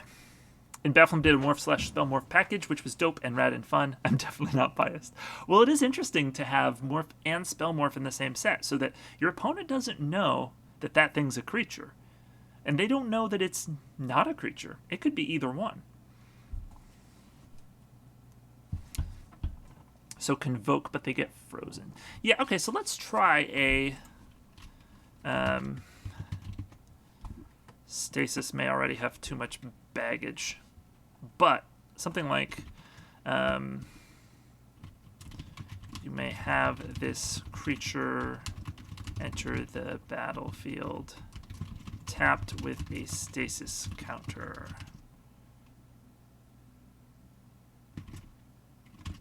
Creatures with stasis counters don't untap during their controller's untap step. Something like that. Or maybe you have creatures or any permanent that can put other creatures you control into stasis for a benefit. Sweet dreams. Bafflem had a card that just made all your face-up cards considered face down. Definitely should do that here, 100%. Good idea.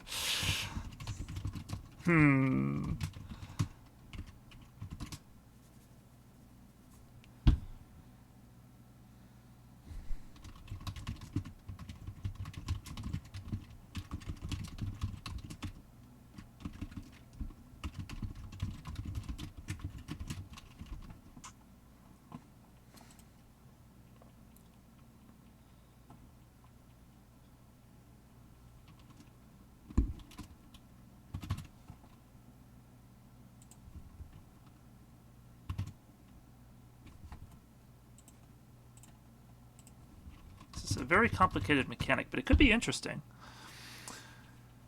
Hold up, let me find it. Let's see.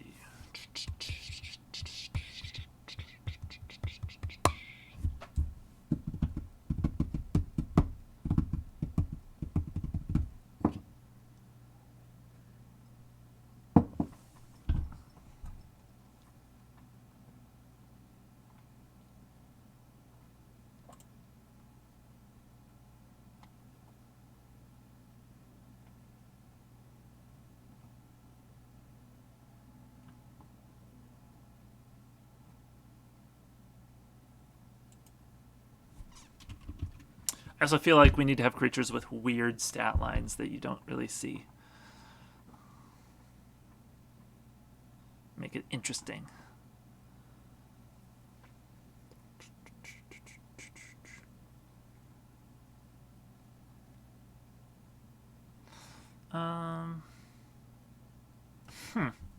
Problem is, if the ability that you get from having it enter stasis is just triggered, well, if it's active as long as the creature's tapped, you could have it be active whenever the creature, just like if it attacks too.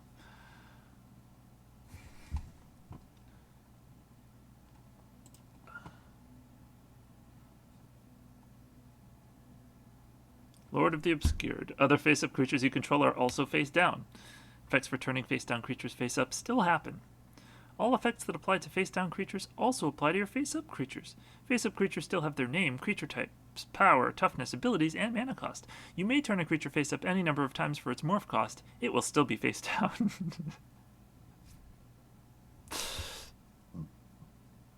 If you want weird stat lines, just lift them off Baflam's common vanillas. Excellent. Can do. Let's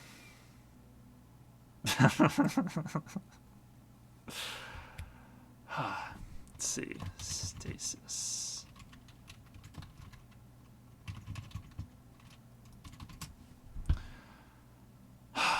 Alright, so this is a stasis concept. Or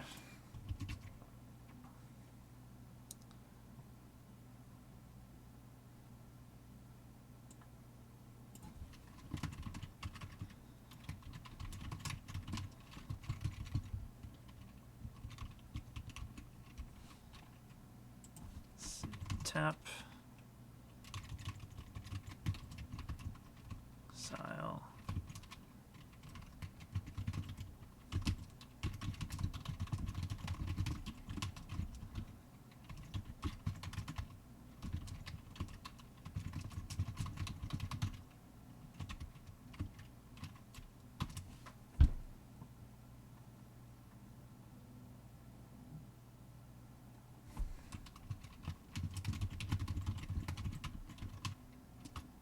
Wait, I can just say activate only as a sorcery now. Oof. That's what I used to always type because it made sense to me, but then that wasn't how you're supposed to type it. But now.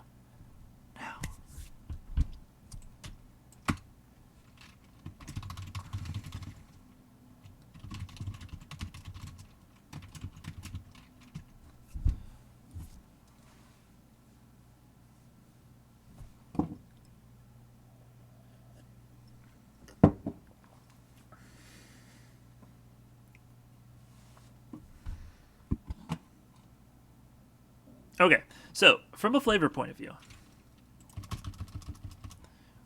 name of our organization is could be the Factory, because they basically turn the monsters into technology for themselves. Wynn suggests the Paranoid Alliance.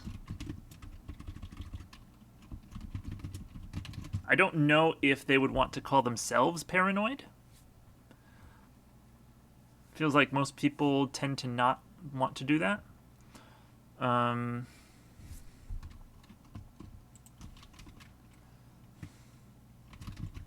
Monster Hunters. The organization.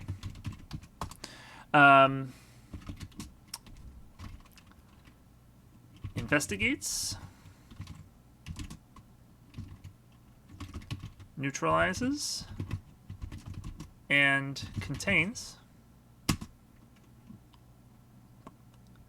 paranormal creatures and objects that could pose a threat to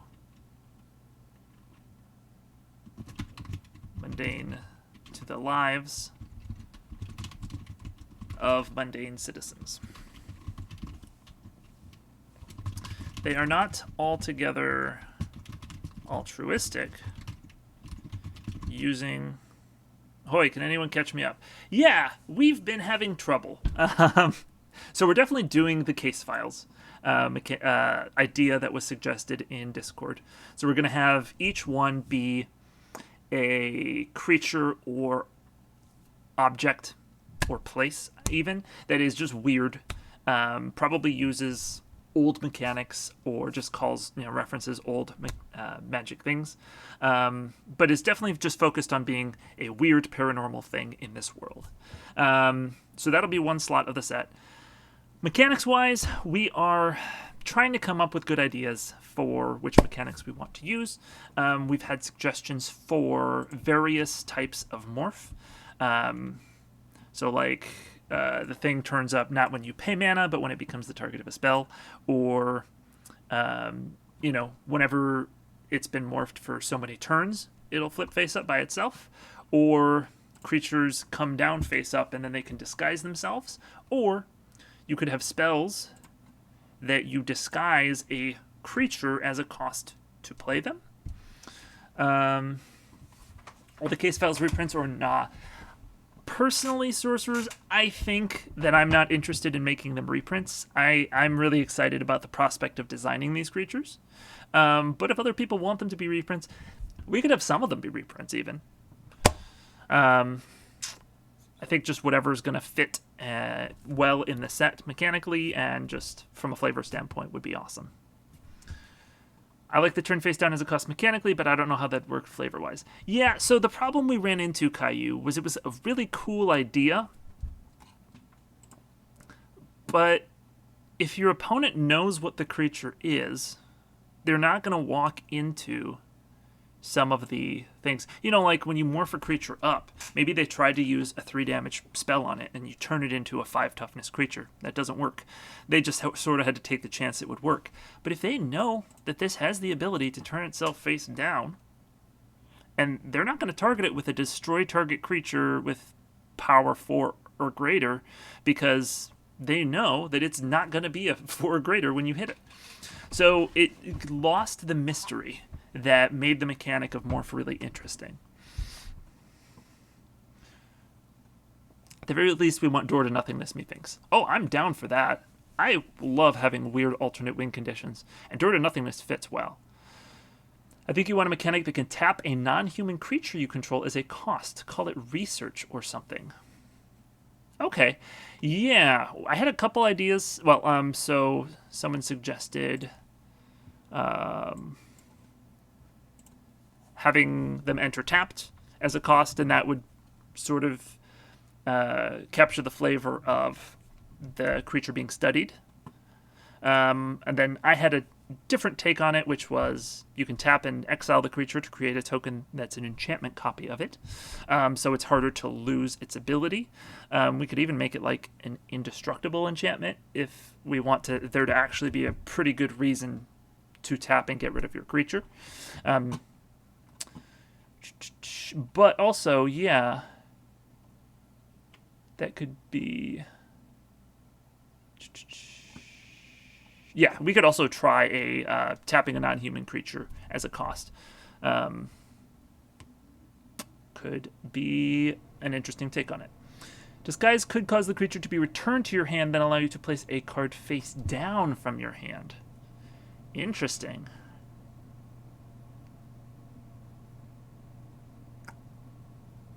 Okay, it says could just add a sorcery speed rider to it.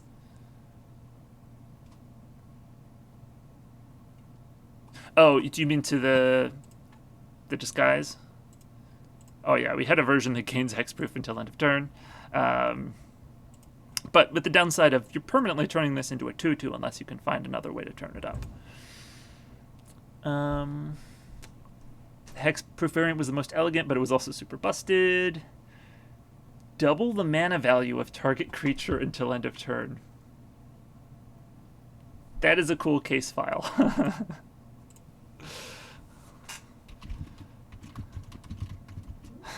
I don't know if it's good.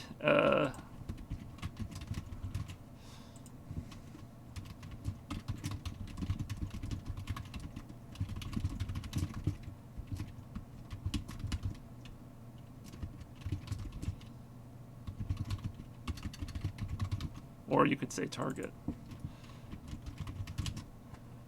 That's a cool idea, though. I like that. We could literally just use Conspire to represent research. The flavor kind of fits. That's a good point. We sure could. Conspire has such an awkward cost, unfortunately. Yeah, you have to tap 2 creatures that share a color with the spell. Alternatively, I like the idea of collecting research counters from various things, and then once you hit a threshold, it activates a City's Blessing. Oh, yeah, City's Blessing. I really should have looked at the Google Doc I made for this previously. I should do that. Let me do that. So it'll have more ideas. Not this one.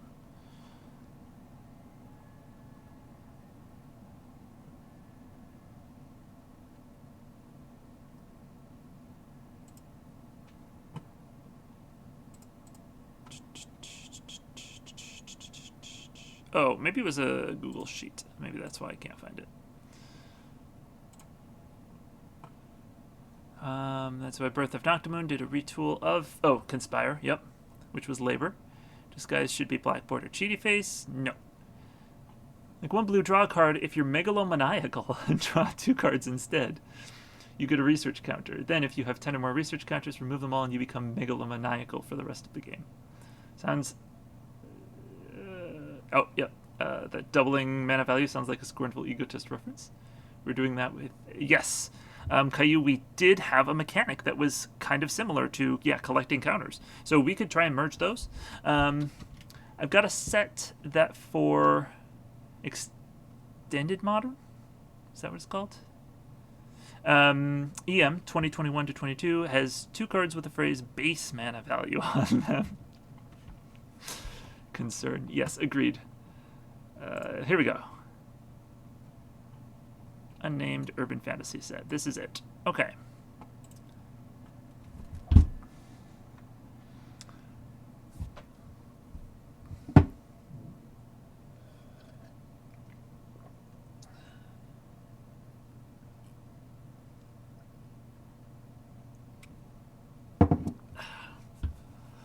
Extended Multiverse. Thank you. Mechanize. Investigate. Okay. Alright. I have to use the bathroom. I'll be right back.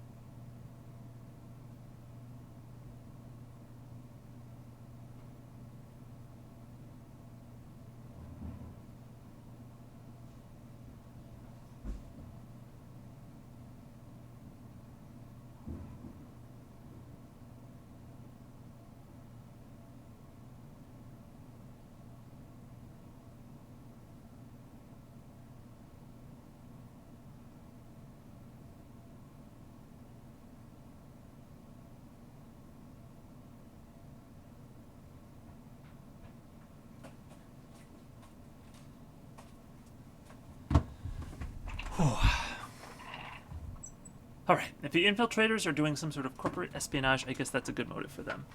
I don't know where it came from, not gonna lie. Is Tiger still 90% sure they coined it? Gotcha, okay. I'm going to mute the stream for a bit and try to cobble together a mechanical suite. Real quick. Be right back. Excellent. I'm looking forward to what you have to offer. Okay.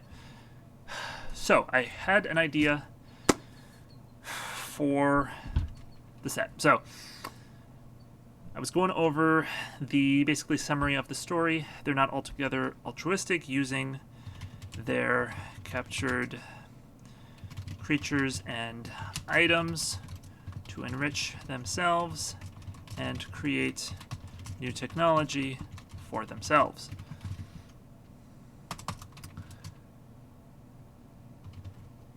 The monster of this, so, monster of the week, something starts terrorizing somebody, killing somebody. They go out, investigate, whatnot. So the monster this week is something that, and this is just a concept, we don't have to go with it. A monster starts turning ordinary people into mindless drones and sending them to attack the organization. And so that's what the organization knows, is that now there's a bunch of people out there who just seem to have lost all sense of self, and are just attacking them. And those would be the tutus.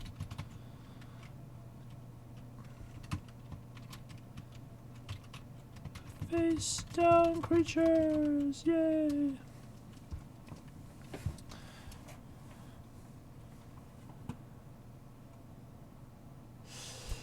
So is this stream about putting together a new Magic the Gathering set? Yep. Okay, yes. Hey, Adam. How you doing? Sorry, I did not answer your call. I was in the middle of streaming. But, yep, right now we are trying to come up with a sort of... it's based on... Well, you can sort of read it here. It's based on like a Monster of the Week type world, where there's an organization that is sort of trying to contain these threats. However, suddenly, somebody is sending these threats after them. So, this could be Dead Hour, what we were talking about with the needing more flavor for what's happening in the story, for why these people are face-down tutus. Maybe, in order to be able to have the morph mechanic on other things, it could be affecting other monsters, too. Yeah, I'm really excited about the set. It's a pretty sweet concept. We're having trouble nailing down mechanics. So we know that we want a morph or morph-like mechanic, but we haven't been able to decide which one. So that was my concept there. Wait, got it. This set is actually Ikoria 1,000 years in the future. Monsters have become scarce and the humans have snuffed them out. Now the monsters, the bonders, and even the sanctuaries have become myths, stories lost to time. After all, something that incredible couldn't have actually happened, right? From a lore perspective, detached from MTG mechanically, I like the idea of multiple monsters breaking out. Maybe there is a group who has infiltrated the organization and is letting them out, or maybe they have just broken free by themselves. Excellent point. From a story perspective, multiple monsters have escaped containment. That's where the MIB, the Monster Investigation Bureau, comes in. Excellent. So, like, Cabin in the Woods. I don't really know Cabin in the Woods. Yeah, Containment Center 00. Yes, we have, currently it's called Area 51. Containment site.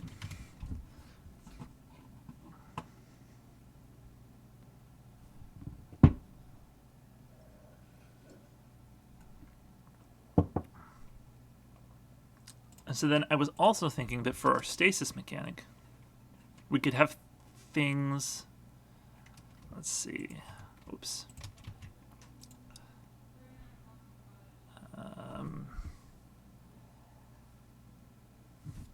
Things that care about how many monsters you've imprisoned. So, like, don't just... This mechanic wouldn't just be, like, exile this creature. Exile it as part of your containment. Exile it... Ooh. With a containment counter.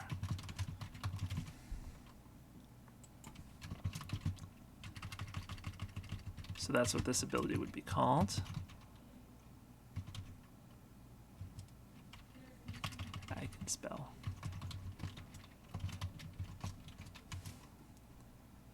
So you would tap, and exile this creature with a containment counter. Create a token that's a copy of it, except it's an enchantment, so that represents them gaining knowledge and technology from containing this monster.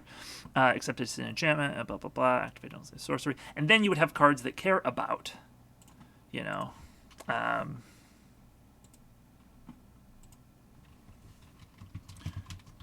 you could have a divination, draw 2 cards, 2 blue, sorcery. And then if you have so many monsters, if you have, you know, 5 creatures, I guess it would be cards.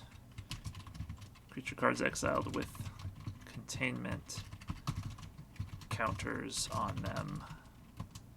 Draw 3 cards instead, something like that.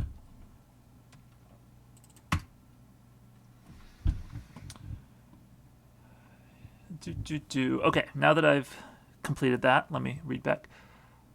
Dead Hour says, call it the box. That's a nice slang name that they would probably call it. That started as a joke, but as I wrote that out, I actually started to kind of get into that. No, that's a sweet idea, Sorcerers. Maybe I should investigate more, just like revisiting planes thousands of years in the future and trying to find an interesting way that they would have evolved from what we know. Can we literally just make a Borg card? Okay, I don't necessarily, like, I love Star Trek. I don't necessarily want to just straight up do Borg, but we could do something similar. Is there a way to include a story arc, like mechanic, that differentiates itself from sagas? Maybe creatures that change the more turns they set on the battlefield. Could be like level up type mechanic, except, you know, they level up. You know, they just get a counter each turn, something like that. Exile it, it becomes contained. Elish Norn reprint. Oh, exile it, it becomes contained. That might be a good way to write it. So, exile creature, it becomes contained. And then you would just have things that care about. If you have 5 contained cards in exile, draw 3 cards instead. So that would be sort of like the plot mechanic or the city's blessing mechanic or whatever we wanted, where you're just trying to slowly build up your power. The megalomaniacal, which is what Caillou was suggesting. I just realized that things your opponent has in exiles matter, mechanic pitched earlier, gave me a negative reaction because of Eldrazi processor PTSD. I understand, Sorcerers. I understand. I'm sorry that that happened to you. My own brother plays Hate Bears in Modern, so I definitely understand. Him exiling a card from your hand until the creature leaves the battlefield, but then he just processes it away, and then you can never get it back. I don't feel like I know him anymore. Okay. The monsters having the ability to contain themselves feels like a flavor fail. I'd rather see cards that can contain other cards. I agree with you, Pie Guy. You raise a good point. I guess that's just going to be more mechanical burden. So we'd have to make sure we can find a way for it to work. This is probably not a good fun/good mechanic, but I just had an idea come to mind of efficient creatures with a cost the opponent pays to exile them / make them unable to attack or block. That would denote the flavor of containing a rampaging monster. Doesn't detain work perfectly for this. I guess it's not super permanent. Okay, fine. We can. Yes, we did have detain definitely suggested on the original thing. Let me see what else we had. Exploit.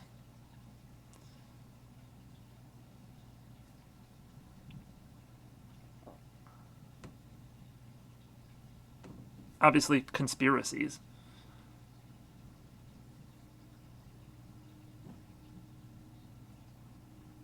Did I actually write conspiracies down? No. Conspiracies. This is getting kind of small. Conspiracies.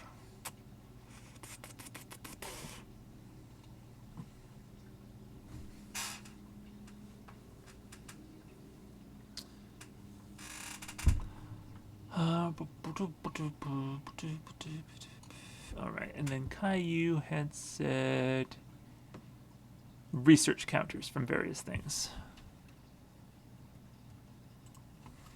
Which is sort of like our plots.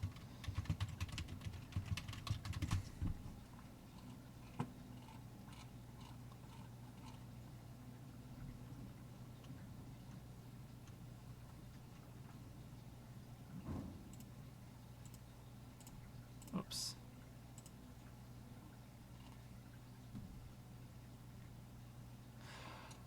Oh, okay, so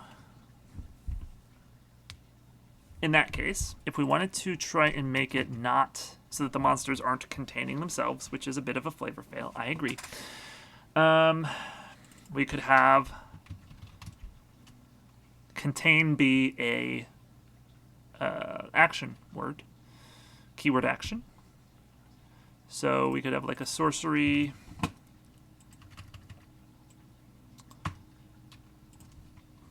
And it would just say like contain a creature.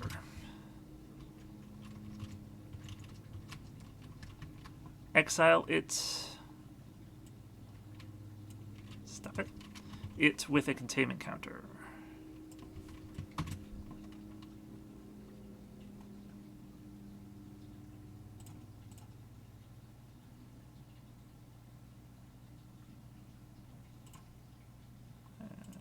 I guess this would be like our common 5.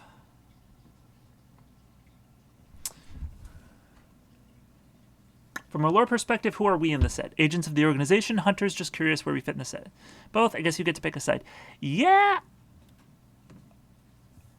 I think it might be, best to just have lots of options for where you can see yourself fitting. And,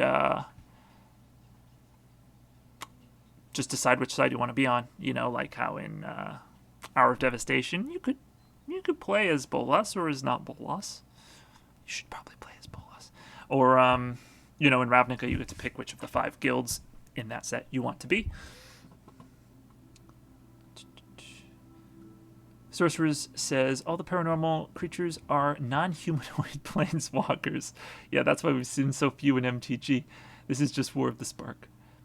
Wait, crap, that's also an idea I kind of dig. Stop. No.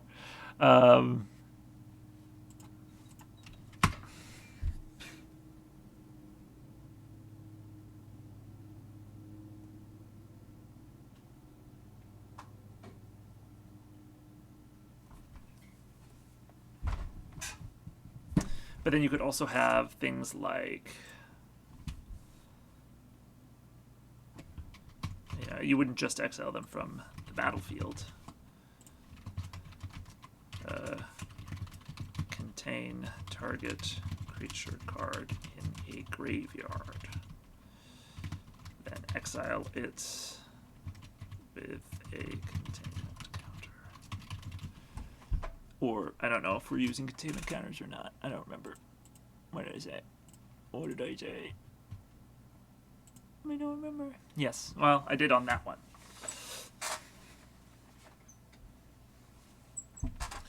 Research counter seems simpler.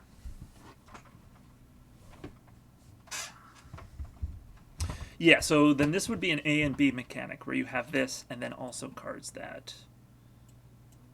that said, if you're containing opponent's creatures, you don't want to care about your own contained cards in exile. Research counter seems simpler. That way we can fuse it with a plot counter idea and maybe have it scale that way. I've got a set with a planeswalker that has an activated ability to let her use a second ability in a turn. Interesting.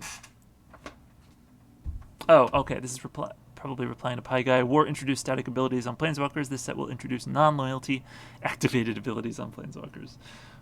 It's going to happen. It's going to happen.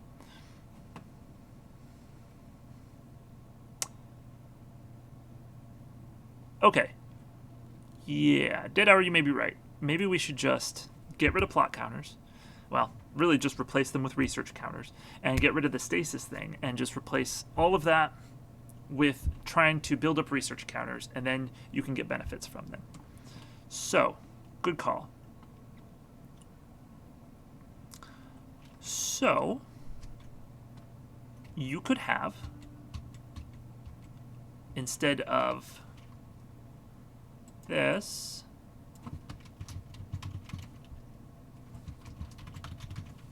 you would exile target creature. You gain a research counter. So you could just tack on gaining research counters onto various cards. We don't want to make them too easy to get. We don't want it to be energy where you're just like getting so many of them and then, spending them. In this, you're just trying to build them up slowly over time. So most things are probably just going to give you one research counter. Not knowing what enablers exist, 5 cards contained seems like a lot to draw an additional card. No, you're right, Adam. This was more of a... It was supposed to be a proof of concept, but I guess it's a bad proof.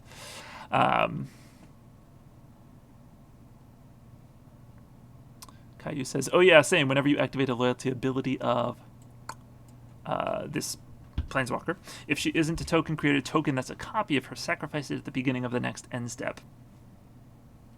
Interesting. Building up research counters sounds way more in flavor than plot counters. So research counters are just energy. No, you can't spend them. Yeah, so sorcerers, you're trying to... Because, yeah, knowledge is eternal. At least until you get hit with a neuralizer. So you're just building up research counters slowly over time, and you don't spend them. You just get cards that help you when you have them. Probably some scaling effects based on how many you have. Probably some win condition, that you have to have a certain amount of research counters to win. Probably something like that.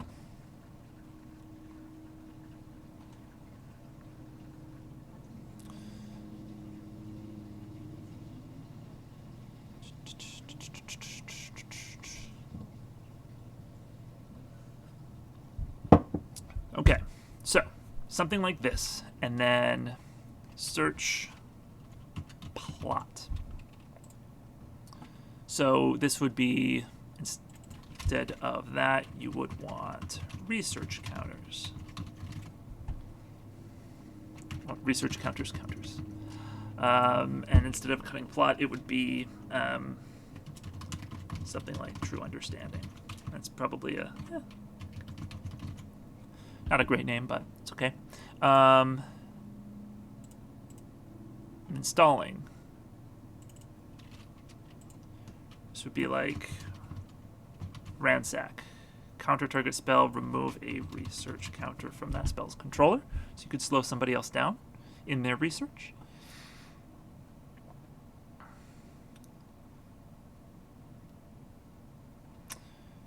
Paga's says, example, head researcher. Let's write this down.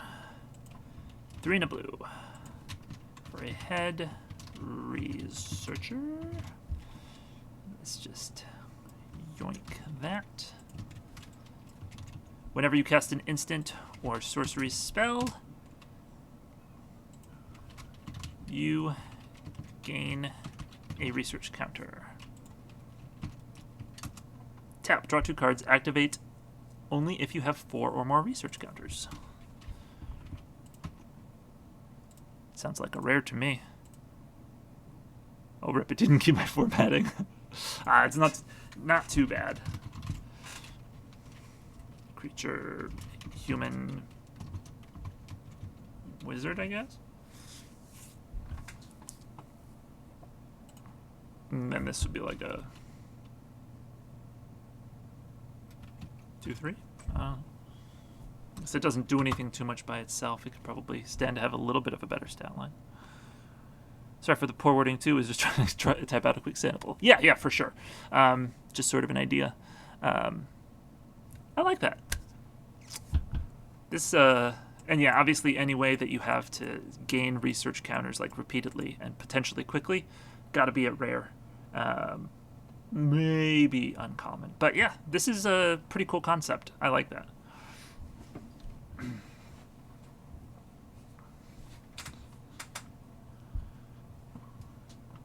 And we can make like a scry X, then draw a card where X is the number of research counters you have.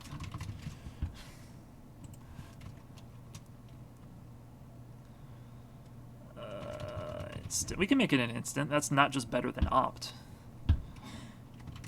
Optional research. Sorcerer says, all right, cool. On board with research counters. I'm going to force you to make a legendary creature case file that makes your energy counters research counters and vice versa. You know what? Yeah, I guess the most broken thing you could do there would be to gain energy counters and play cards that care about how many research counters you have. Because energy is a lot easier to get. I'm super on board for research counters. Excellent. So, we can nail that down as one mechanic, and one pretty original mechanic. Sure, there's experience counters, but those are really on self-contained cards that are meant to be commanders that just keep coming back and getting you more. So this is different and kind of unique. How about Devour the Week? Let me write this down. Whoops. 2 and a black for a sorcerer with destroy target creature with power 3 or less. If you have at least 3 research counters, destroy target creature instead. That seems great, yeah. And so at the, as base, you can kill morphs, at least unless your opponent morphs them up in response. But then, yeah, you can kill big things. I like that. That's a good idea.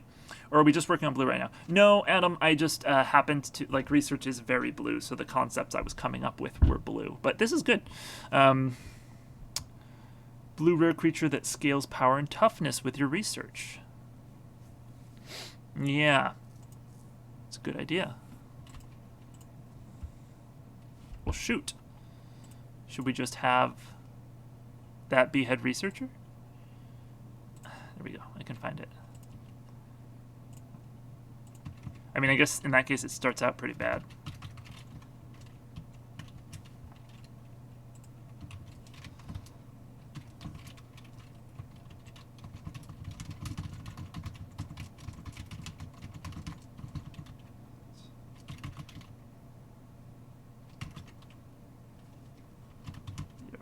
Research counters. I'm not sure if it would have to be the number of your research counters, something like that. That wording is off since you can't cast the spell targeting creatures with 4 plus power, but the concept works. It should be some be similar wording to Mythos of Deathroy. Destroy target creature if its power is 3 or less. If you have at least 3 research counters, destroy target creature instead.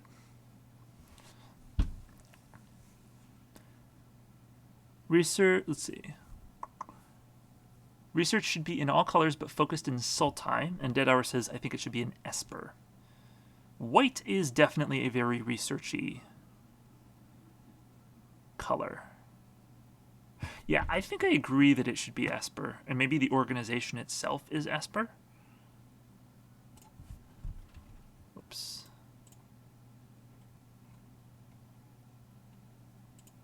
Okay, mechanics, definitely research counters. White, blue, black. And then, I mean, if we want, we can also do red, green. But yeah, I think I agree that these are the colors that care most about methodical science.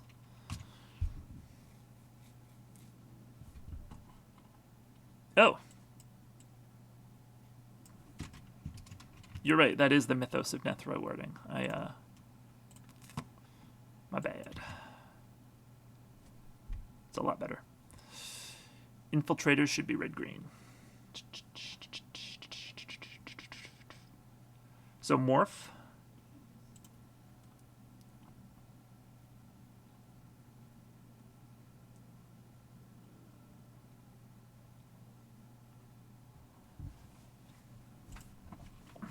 The organization has also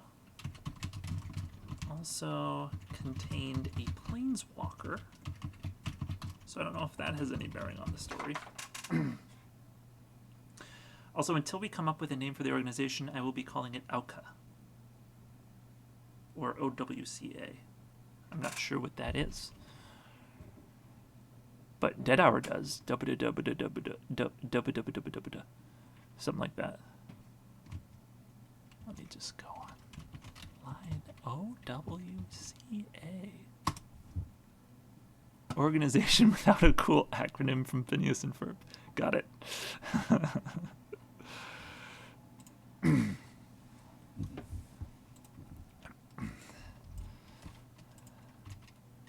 Okay, so we know we definitely are doing research counters, morph, or a morph-like mechanic, and why am I already on 3?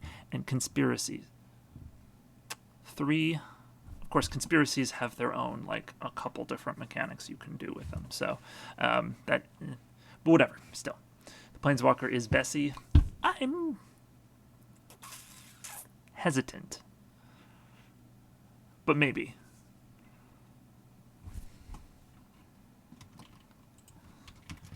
Maybe they have used its spark to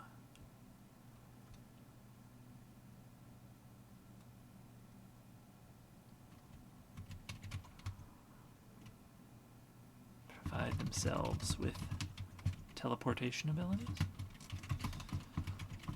I was trying to find a way to link it into the current story about what's going on. That didn't really work. I think the research is the conspiracy, or the existence of the box itself is the conspiracy.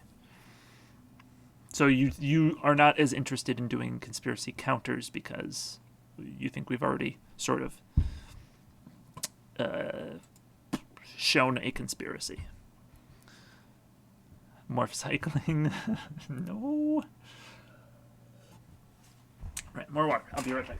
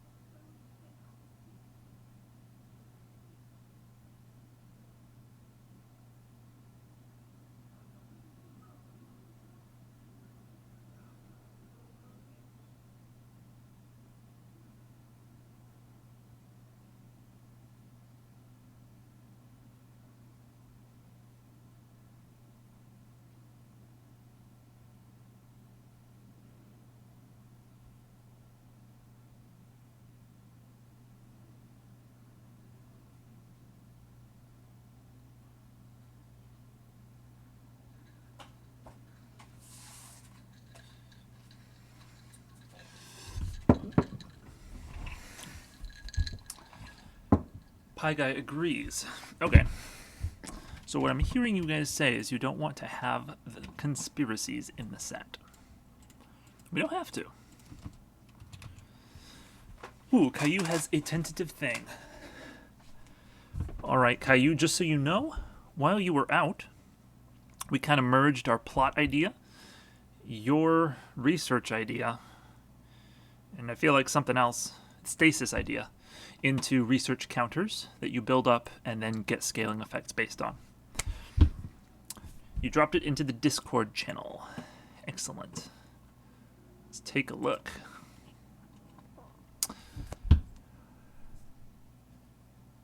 All right. However, we centered it in Esper, sort of trying to capture the feel of the organization, since containment and research are white things. All right. Used to build up incremental value. And each different archetype can have its own hook/way to commonly generate research counters. Black-red aristocrats, blue-red spells, blue-black second card each turn, or card put into graveyard from anywhere. Okay, that's a good idea.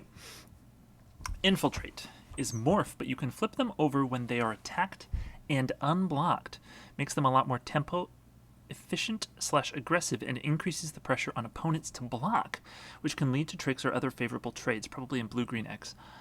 That is a cool morph idea. So if your opponent can't block it, it gets to flip.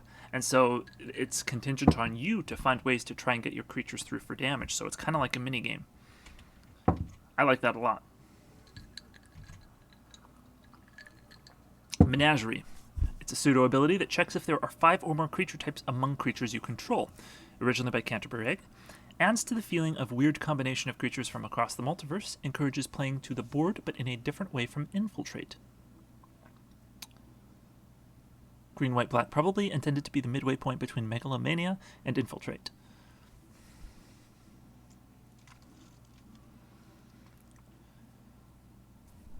Other themes, Minion Tribal. Case files. Alright, and then you have a tentative example / archetype spread. Interesting. Okay. Kai's morph is rad. That is so rad. Okay, so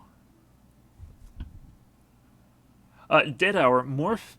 So what we're saying is, yeah, normal morph discourages blocking, but this morph encourages blocking because if the opponent doesn't block it, you get to flip it and turn it into the creature that you want it to be. Pie Guy likes it. Sorcerers likes it. I like it. So unless there are some strong objections, I feel like that's our morph mechanic.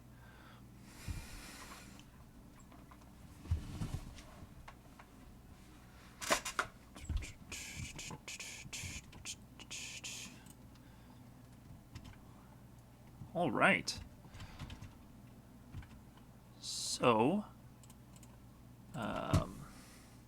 do we want to call it Infiltrate? I'm trying to think of if that has any like rules or mental baggage with it.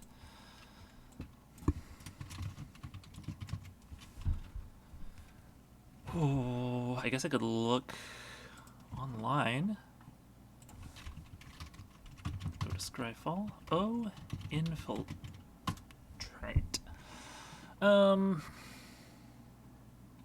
No. A lot of infiltrators are unblockable already, but not all of them. And there's no like rules expectation. So I think that's a fine name for it.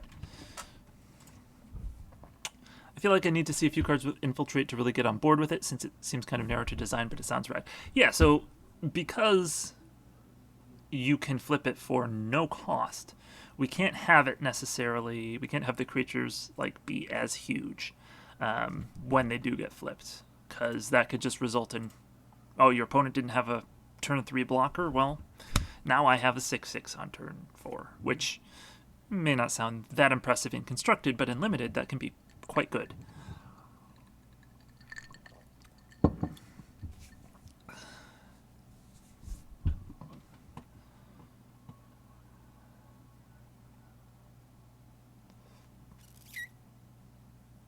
Right, so we need to come up with an Infiltrate card.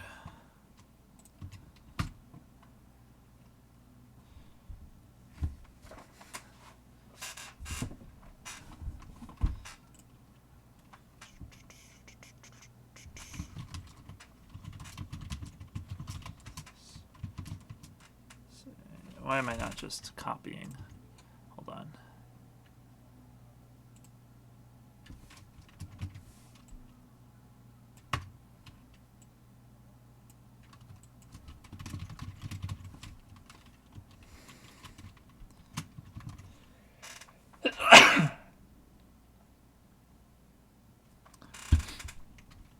When it deals, should it be when it attacks and isn't blocked, or when it deals combat damage to a player?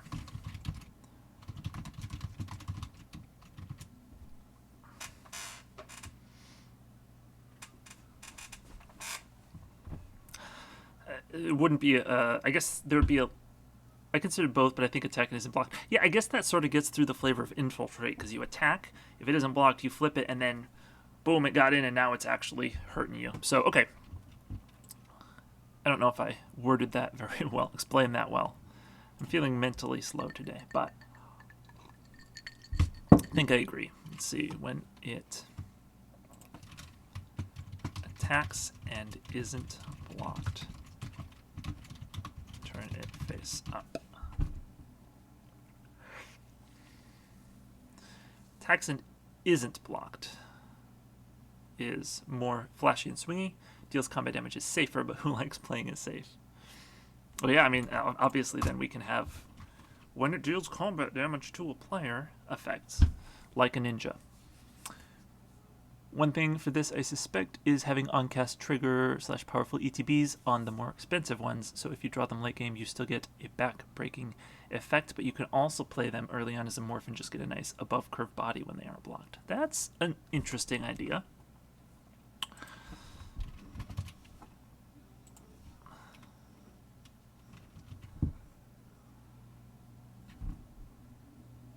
I don't know why you would ever cast this way. Okay, so that's not a good proof of concept. Something like this. This would be like our common 4/4 for 4. It's fine. You could cast it a turn earlier, and if it isn't blocked, boom, hit him, and basically get your 4/4 down a turn early.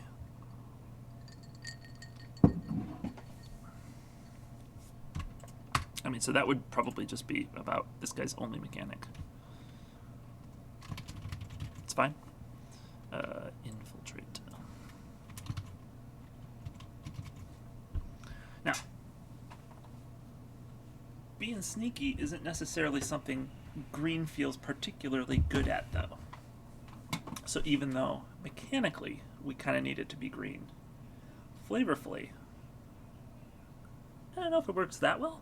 Definitely blue.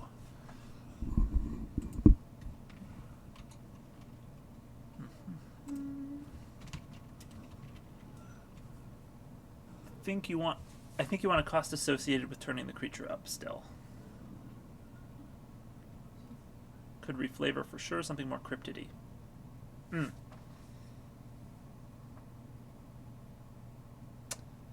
It's a good point. Green Sneak is usually represented with hexproof or lure effects.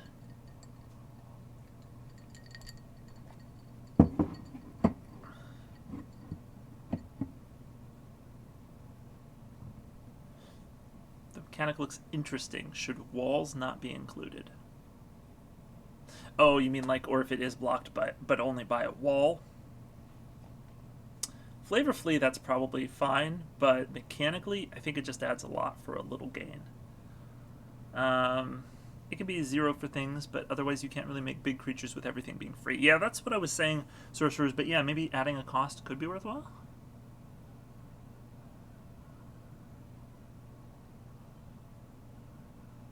Could be like Foretell, where you reduce its cost by whatever.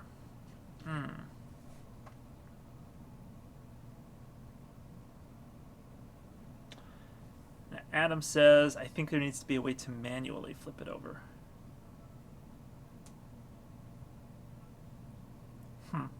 Well, okay. So let's work with this specific design and make a few different versions. So you may cast this face down as a 2/2 creature for 3. I think that's pretty set in stone. When it attacks and isn't blocked, you may pay its mana cost reduced by 3. If you 3. If you do, turn it face up. So that's the Foretell version.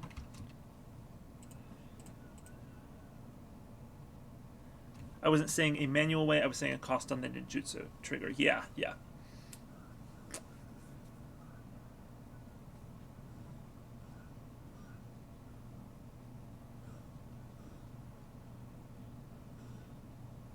Okay, so this is like the Foretell version. So for this one, when it attacks and isn't blocked, you would still have to pay green in order to flip it and add that extra 2 damage. You're back going to lunch? All right, Caillou. we'll see you later. Wait, we've been overthinking this. Just use Megamorph. Okay. I'm a pretty open-minded guy. You know, somebody hates on a mechanic, I say, you know, there's some good things about it too. Megamorph, though, I laughed when I saw that name for the first time.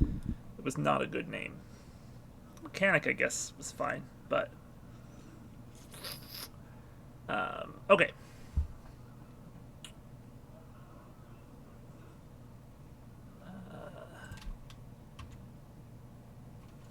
Infiltrate. And then this is like the Foretell variant. So what else? Any other suggestions? If you... Pyga says, if you have an extra cost, it's just morph with an extra hoop. True. I assume the cost would be relatively small. But I do agree.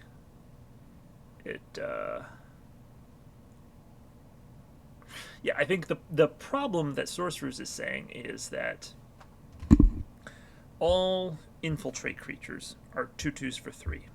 So that means that your mythic level 1, which does epic things, can attack turn 4 and get flipped and do its epic mythic things for no extra cost. Just the same as a normal common could. And, you know, it would be... You know, that anytime an opponent plays an infiltrate card, that could be anything. And if you don't have a cost, then you really have to limit how strong those mythics can be in order for it to just not be broken overpowered.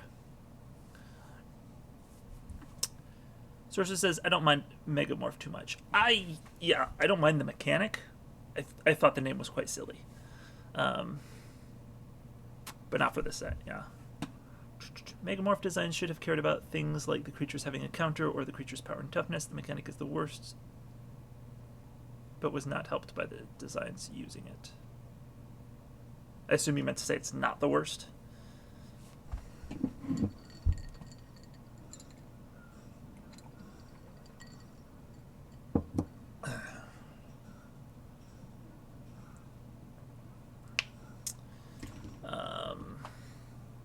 Okay.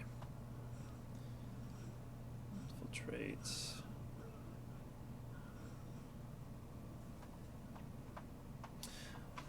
But yeah, how do we walk the line between like actually having infiltrate be like a helpful mechanic and not making it overpowered?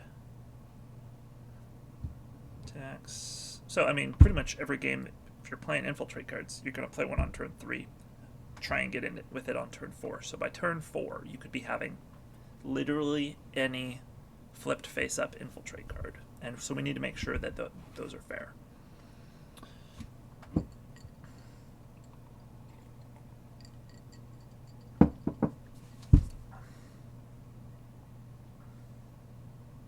And yeah, I mean, it could just be like a cost reduction mechanic, like this one, like Foretell, but with Foretell, I mean, this is also like Foretell with an extra hoop of having to attack. You know, you could play Seraph's Packmate, Foretell at turn 2, play at turn 3 for 2 mana. In this one, you would have to play at turn 3, attack and not be blocked, and then pay mana to turn it up, and that's just a lot.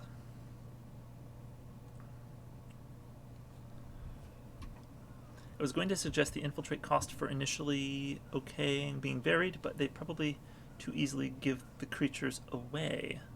Oh, yeah, when you initially play it. Yep, that's a good call.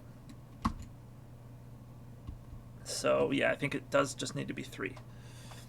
I mean, we could try Borf or Smorf. I believe Borf was Baramorph, 2/2 for 2. Smorf was probably a 3/3 for 4. I think it was a 2/2 for 4 with a +1 counter. It's like Super Morph, but yeah.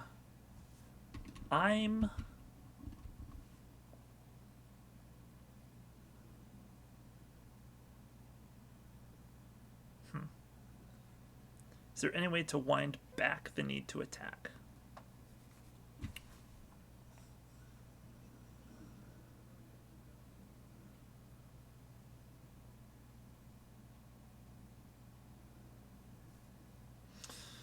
I mean, we could change the trigger for turning it up, but the trigger for turning it up is the identity of this mechanic, because we already knew we were doing a morph variant.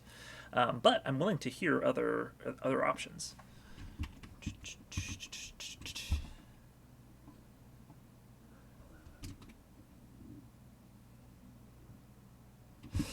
I also do like a different trigger possibly, yeah. Crap, this mechanic was read on paper, but I think it's running into a hard-to-pass wall. Well, if the creature's running into a hard-to-pass wall, it's never going to flip anyway, so what's the problem?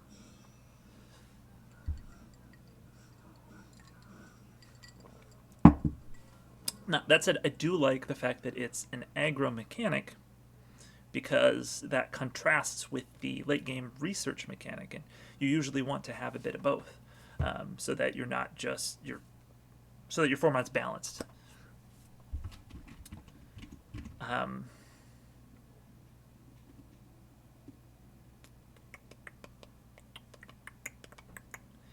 Look, this mechanic can absolutely work as is.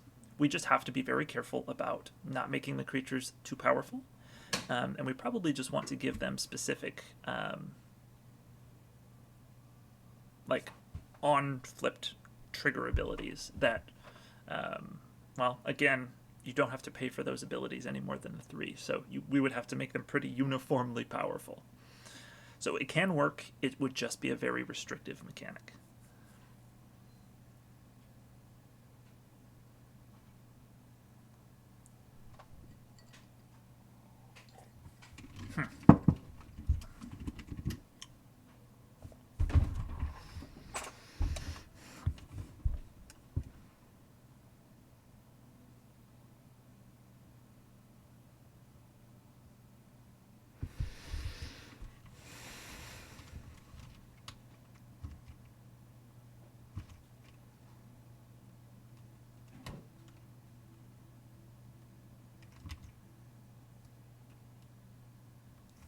Yeah, this is definitely hard. Yeah.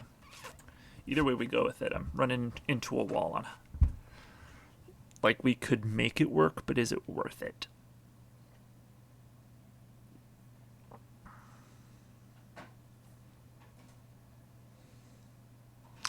What if it was similar to Innistrad's original werewolf mechanic, where you could skip your turn to flip it? That could be even more limiting design space wise than the need to block it on turn 4.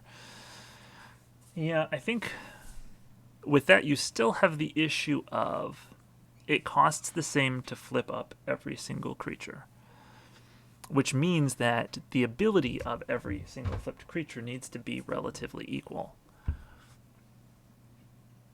But then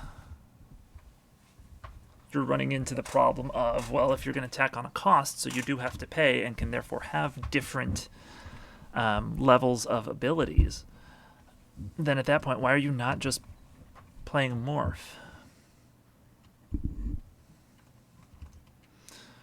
So maybe we should just be playing Morph, or be running Morph in the set.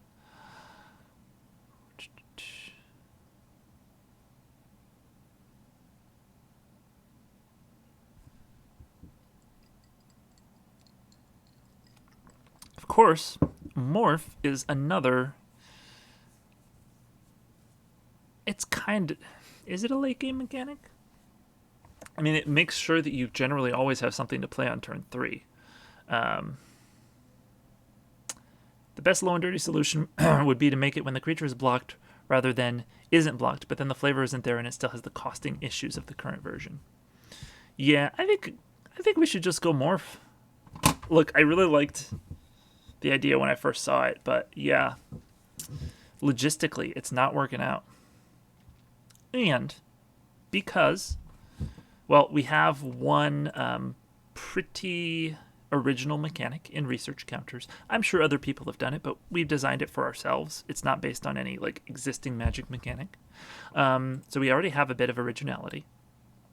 If we go with Menagerie, that is based on somebody else's, but not on official work, like a magic product. So I'm okay with reusing one mechanic for sure, maybe 2.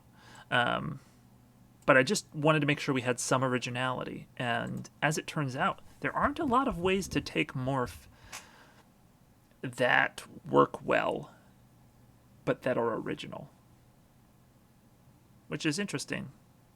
I'm sure there are some ways to do it that we just haven't thought of, but I don't think Infiltrate's going to do it. Does anyone have a problem with just doing morph? And if we can keep trying to work on a morph variant going forward, but just with the understanding that if we can come up with something, great. But if not, we're just going to keep morph, because I think it's a great mechanic, and I'm not really seeing any good alternatives, and we definitely want the face down stuff. Allowing the attacker to turn the morphed creature into its containment enchantment form after it deals combat damage might work. So we could combine it into... Oh, but then I'm not sure what the flavor of that is, because it's getting through, so it's infiltrated successfully, but then it gets contained, which means it wasn't successful. We could probably find a way to flavor it. I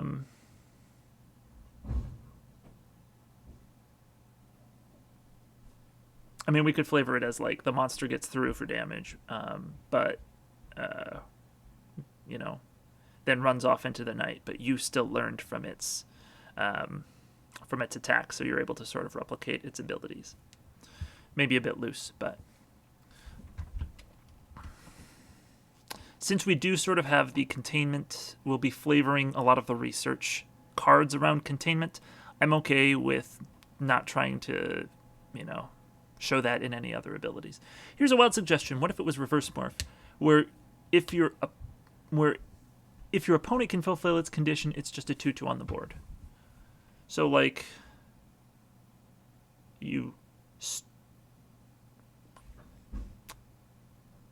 you might need to explain that further. Jason did earlier suggest creatures that start out as normal creatures, and then you can flip them down into 2/2s. We investigated that option. It wasn't great. It was a cool idea, but it gave up on the mystery that we're trying to build around, because your opponent knows exactly what card it is. You can make the infiltrate creatures have triggered abilities that let you pay a cost when they're turned off, allowing their non-power toughness effects to scale. That is reasonable. Let's see. So that would be something this isn't a good example, since the whole point of this card is the power toughness. So let's do something else, like red.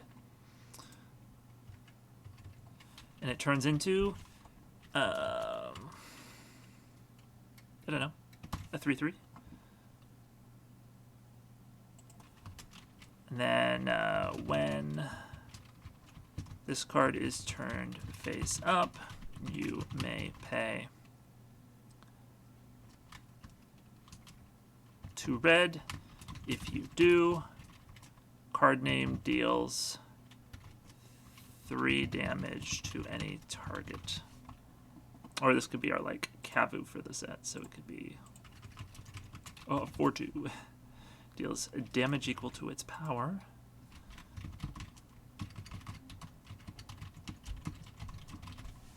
To any target.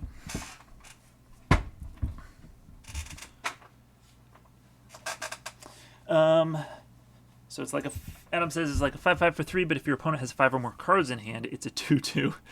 Sorcerer says how to make your opponent stop playing cards. Card. Yeah.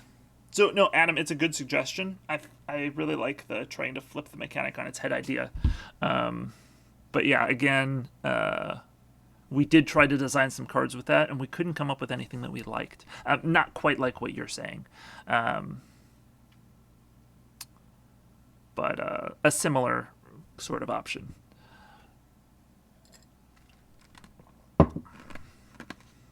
But I definitely appreciate the suggestion. I'm not trying to shoot you down.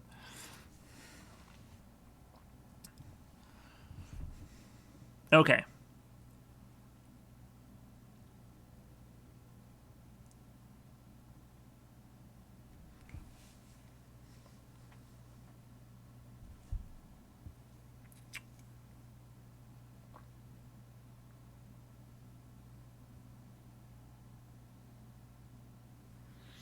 Or it could not necessarily be like flip effects. It could be... The heck? Oh, I copied the wrong one. That's what happened. Okay.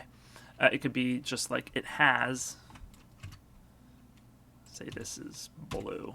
Oops, blue. And...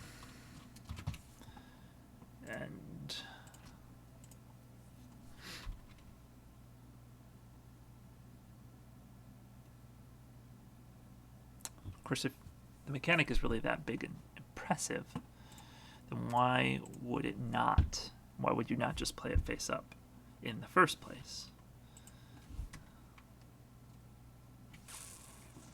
I raise a good point.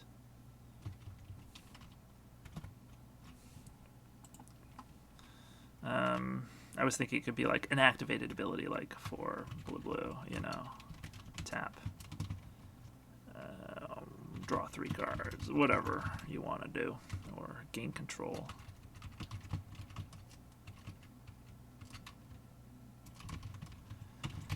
But also, if it's tap ability, you don't want to attack with it, and why would you not just play it face up anyway? So it probably does need to be tied to when it flips up. So good, everybody loves Morphite. It's definitely a mechanic that could be used to draw people in. I think, yeah. All right, I'm going to make the call.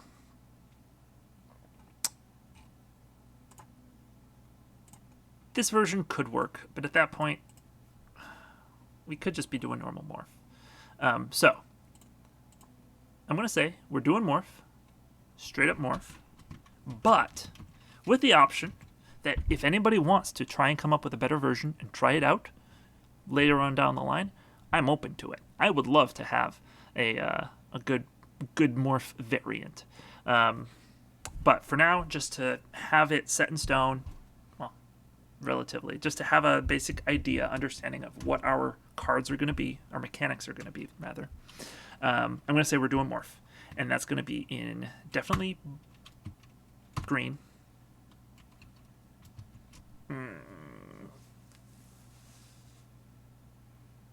Probably.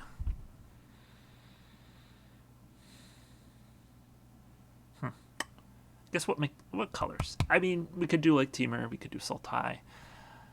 I'll theorycraft some stuff in the future. Yeah, I probably will try to as well, Sorcerers. I feel like there's got to be a good way to do it, but unfortunately, it's just not happening. Let's say for now it's Teamer. And of course, it can appear a little bit in white and black.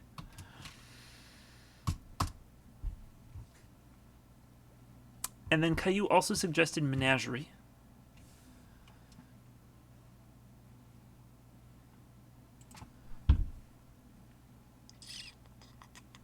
You're saying green, blue, black. But also sarcastically, so I'm not sure what to think. I guess that means that I should ignore the suggestion. MDFCs instead of morph.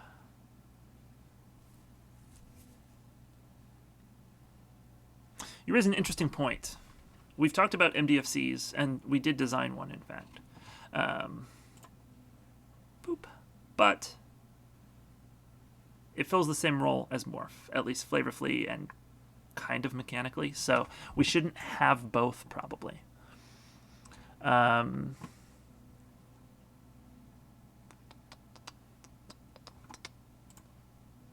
So definitely an option. Oops. Morph or MDFCs. I think if I had to pick one, I would pick morph. For 2 reasons. 1, I love morph. 2, MDFCs are once again an Innistrad original mechanic, and we're trying to steer clear of that flavor. So, not that said, we still could. I'm just saying. Innocuous drone on the front, real monster on the back.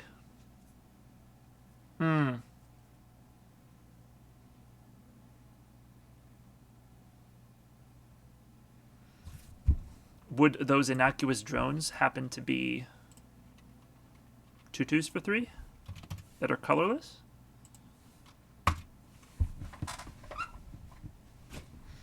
And all the same from one card to another, so nobody can tell what's on the other side?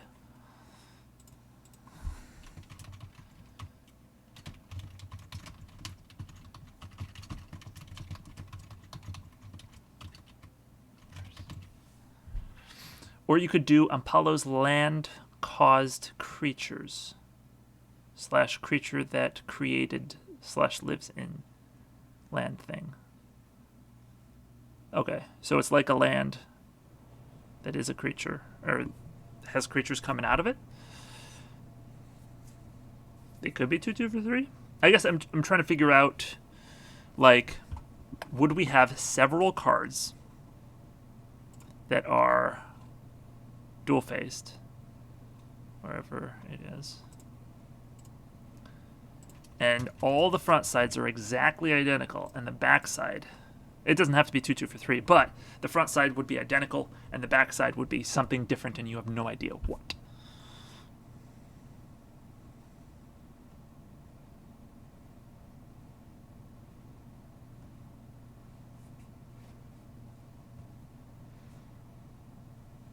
We still run into the problem of how do you know, like, do they have different costs for being different sized creatures or things on the back?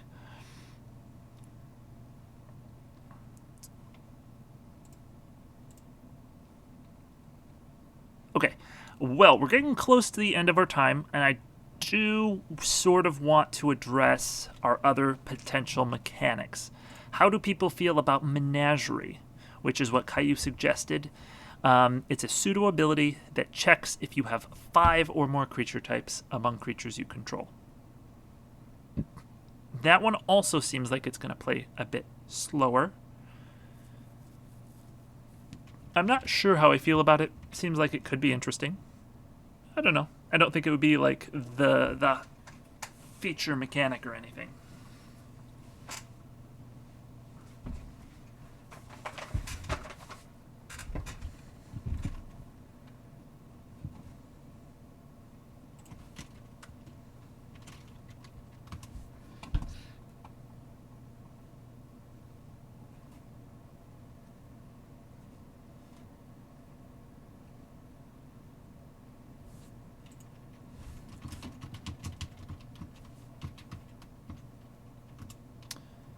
Adam says 5 sounds like a lot. Well, it can, but some creatures can have 3 types. So you could potentially reach that with just 2 creatures. Or Changeling, but we will not have Changeling in a set with Menagerie. That just sounds like bad design. Well, questionable design. If we're talking card types, maybe not, though. No, Adam, this is creature types.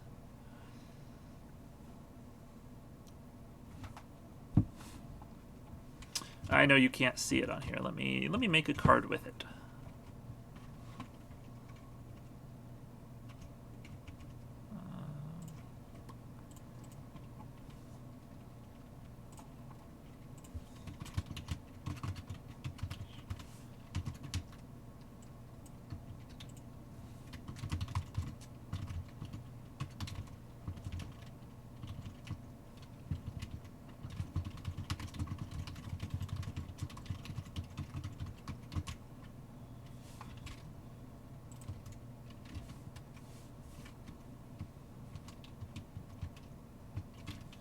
Look, I'm just going to keep using divination as an example.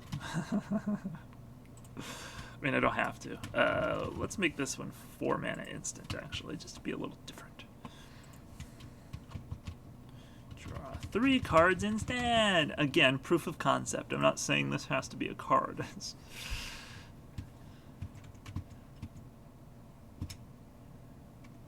I was thinking it was card type. Never mind. Yeah. So, like, I don't know. It seems like it could be an interesting mechanic. It would make typing all of our creatures really interesting. And it would go with the feel of, like, having a bunch of different creatures around. Although, in our set, the flavor of those bunch of different creatures is that they're monsters and need to be contained. Or at least, they are being contained. Even if they're safe. So I don't know.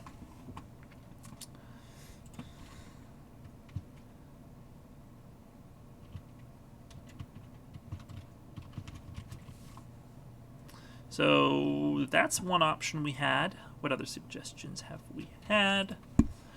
Investigate. I like it, but it's another repeat mechanic, which is fine, but it's an Innistrad mechanic, which I'm trying to stay away from Innistrad because otherwise our whole set's just going to be an Innistrad copy. We did plots. We changed the plot idea into research counters. Dual face cards are sort of at odds with Morph, so we'll put them on the same line. So we talked about Emerge. I feel like we need a more aggro mechanic.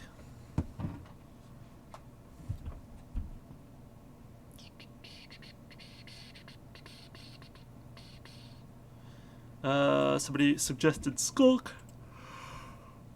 Although I feel like it's another Innistrad and repeat mechanic, and I would rather have Investigate.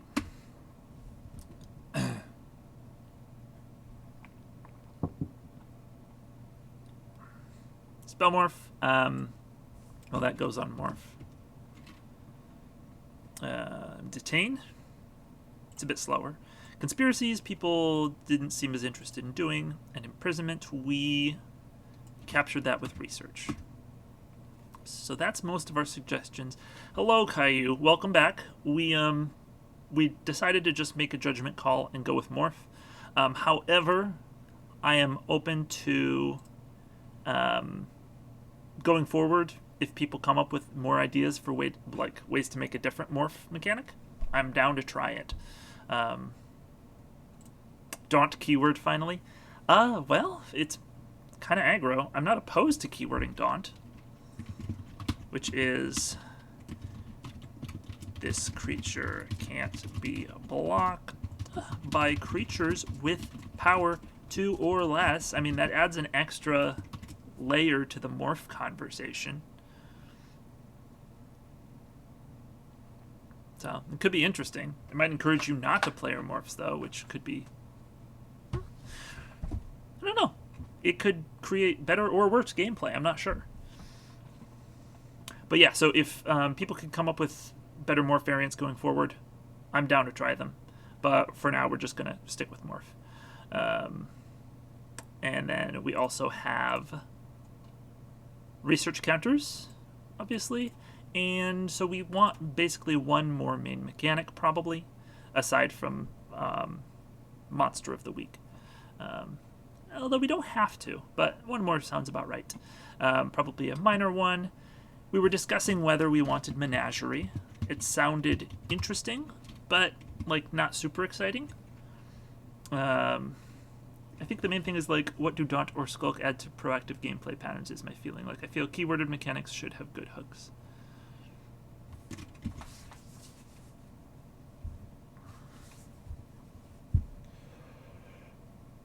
You're not wrong. A lifelink is pretty evocative. When the creature deals damage, it gains you that much life.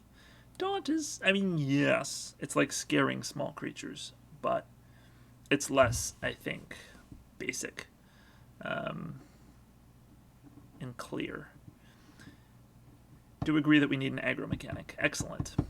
So, one more mechanic. We want it to be aggro, baby.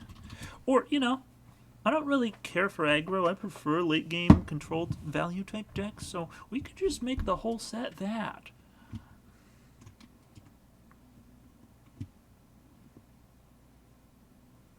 I'm willing to give Evergreens a pass, read Lifelink. Oh, I was saying that Lifelink does have a good hook. I think it's... Maybe I'm misunderstanding what you're saying, but... Okay, so something aggro.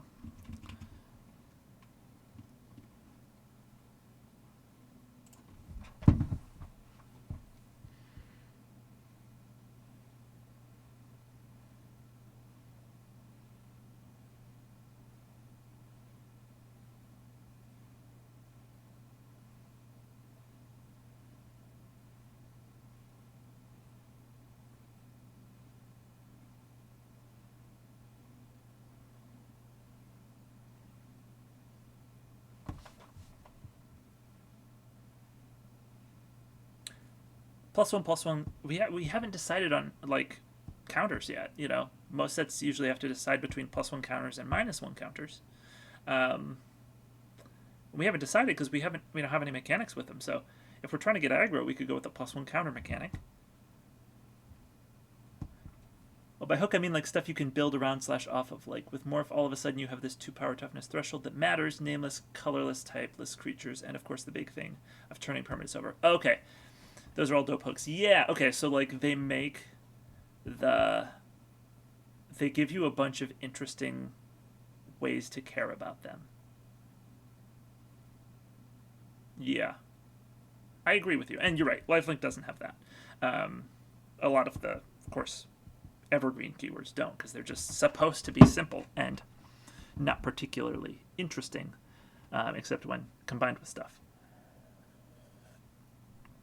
But yeah, so I'm thinking maybe something +1/+1 counters. E +1/+1.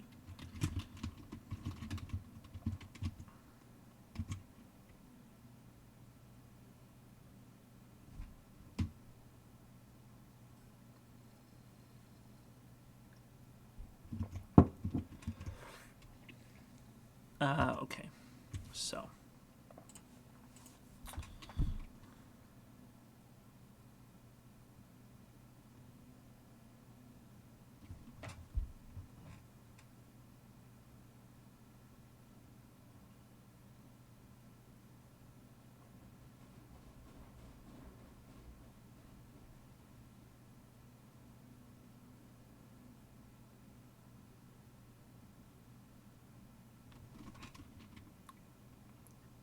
Renown variant.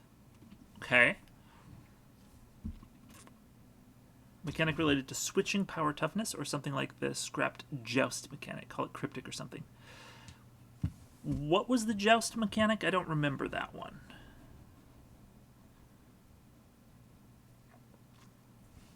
Okay, so a couple of suggestions are like Renown. Whatever. Something like Renown. Or we've got switching P and T.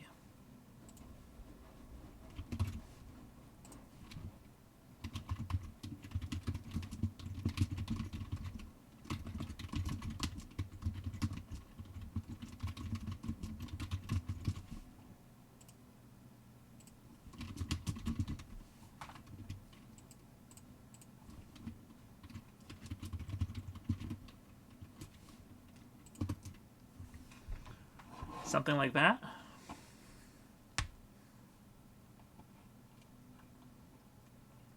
That would be like a...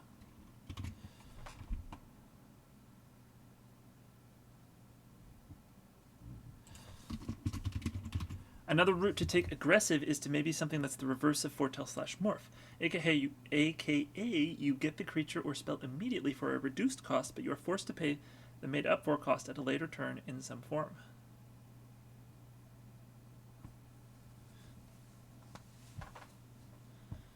Yeah.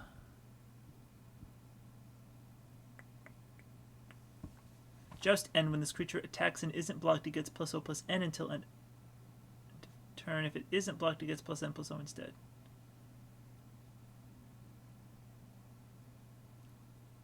This creature attacks and isn't blocked. Okay. So if it is blocked, it gets toughness, and if it isn't blocked, it gets power.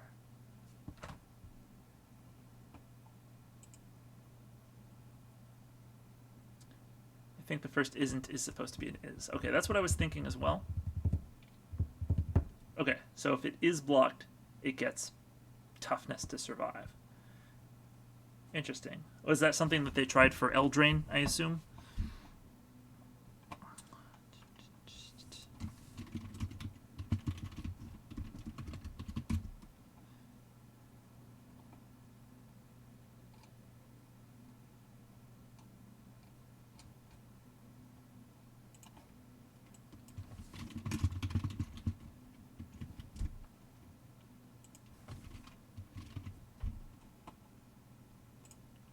I'm bad at typing. All good. Okay, and then joust.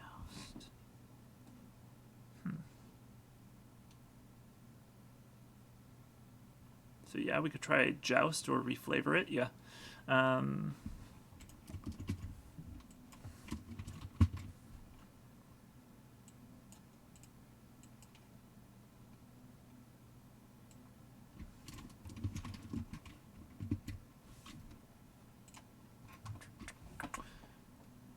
All right. And I felt like we had one more suggestion. Yes.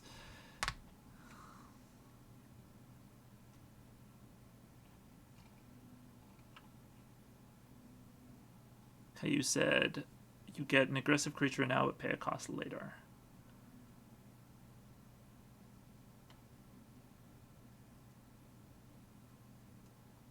What would be an aggressive... What would be a cost you'd have to pay later? So say at the common you get a 2/2 for 1 in red. Okay, that's pretty good. So how are you going to have to pay the piper?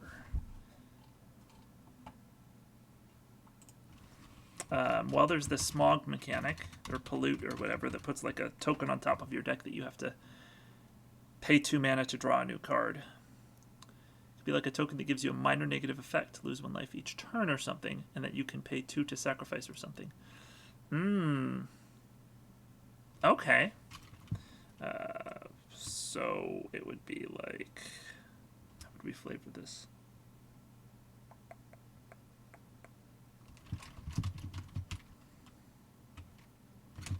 When card name ETB,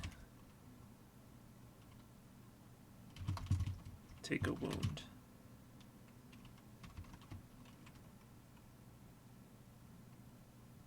Make it an emblem instead of a token.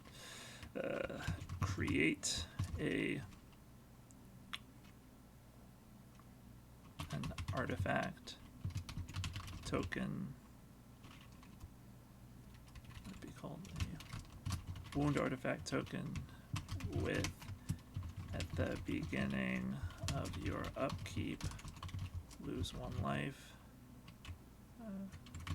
You take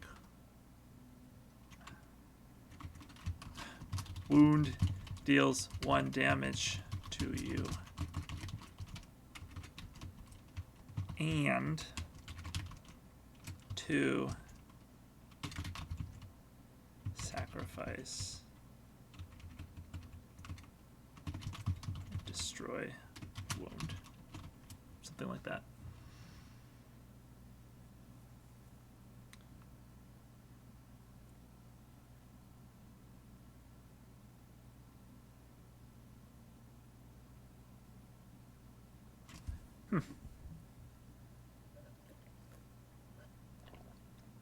Interesting.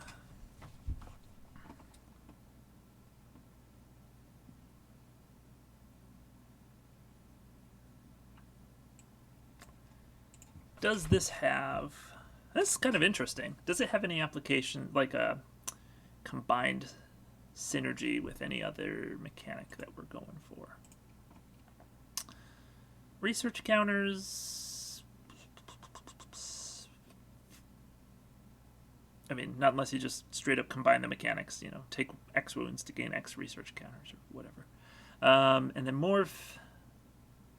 I mean, it lets you play creatures more aggressively, which could beat your opponent's morph creatures.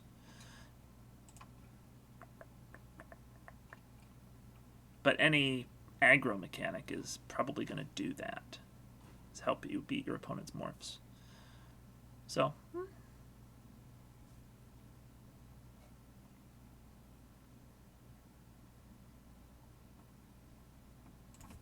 Obviously that's a creature.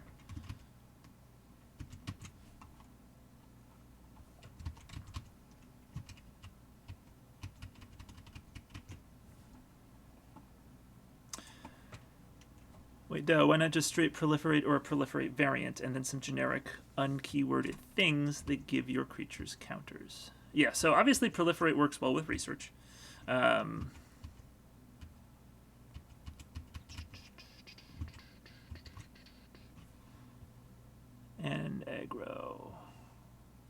I'm middle on this one, not against it going in, but not in love with it being there. I feel the same way, sorcerers.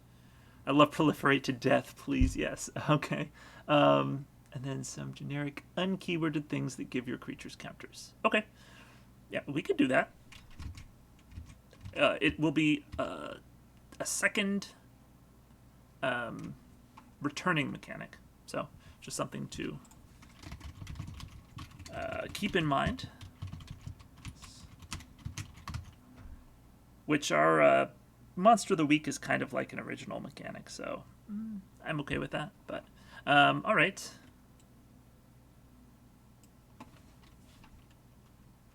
So, could do tiny proliferate, like for each counter on target permanent or player instead of each.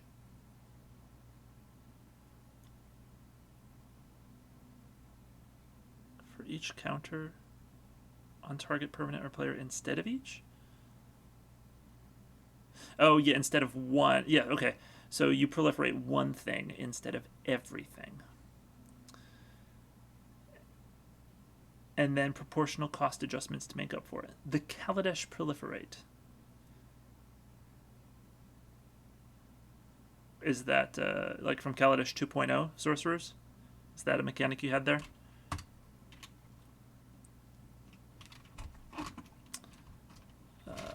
Let's copy.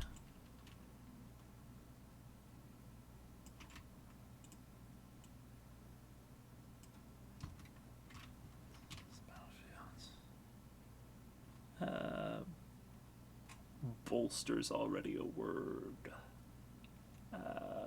Grow. It's another word for proliferate.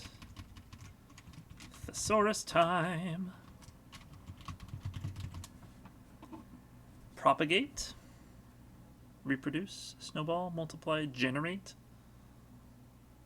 Escalate. That's already a mechanic. Burgeon. Breed.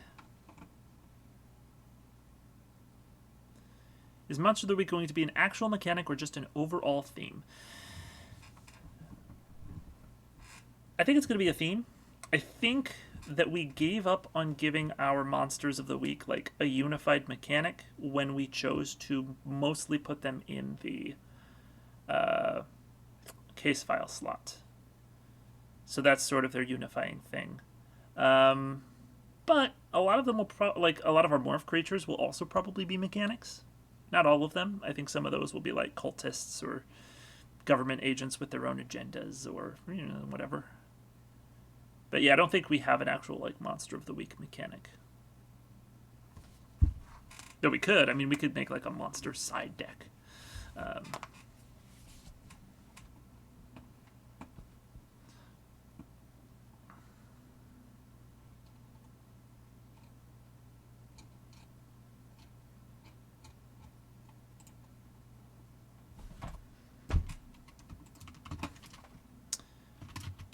We'll both propagate.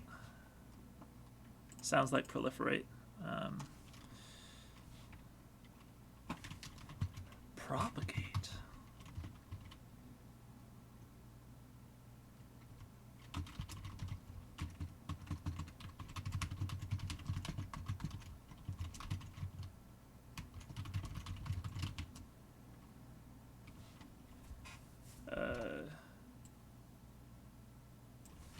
Give target permanent or player another of each kind of counter it has. I don't exactly remember the proliferate wording.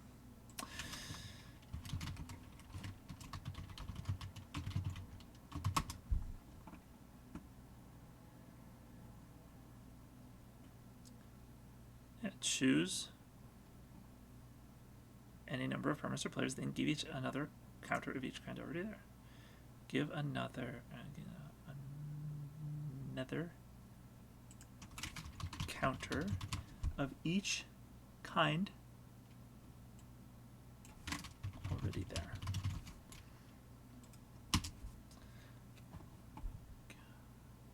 Okay. This would not be a 1-1. Or a 2-2. It would be a 1-1. Something like that. Enumerate, Sprawl, Megasize, Flayform, Monstrify, Corrupt.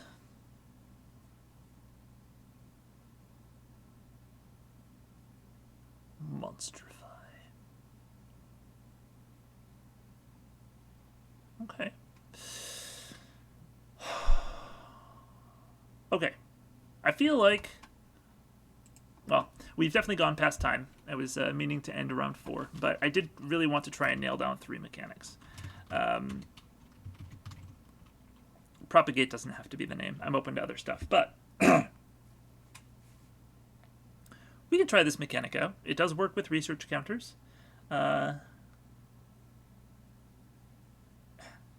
we did Megamorph, it would work with that. And we can, of course, have lots of things that use counters, both like in the Monsters of the Week, or just other cards in the set. So I think it could be a fine mechanic. Or we could just like straight up do proliferate. So I think I'm going to call it there for now. Thank you all for showing up and for giving your ideas and stuff. We'll try and... well, yeah, if you have any more ideas for mechanics or stuff, this is definitely not finalized by any means. So feel free to leave more ideas in the Discord or on the YouTube video, which I will be uploading. And then, yeah, next week we will plan to probably start nailing down archetypes. So hopefully by that point we will have some pretty solid mechanical identities. All right. Thank you, Sorcerers. Thank you, Caillou, and anyone else who is still in the chat. I look forward to seeing you next week.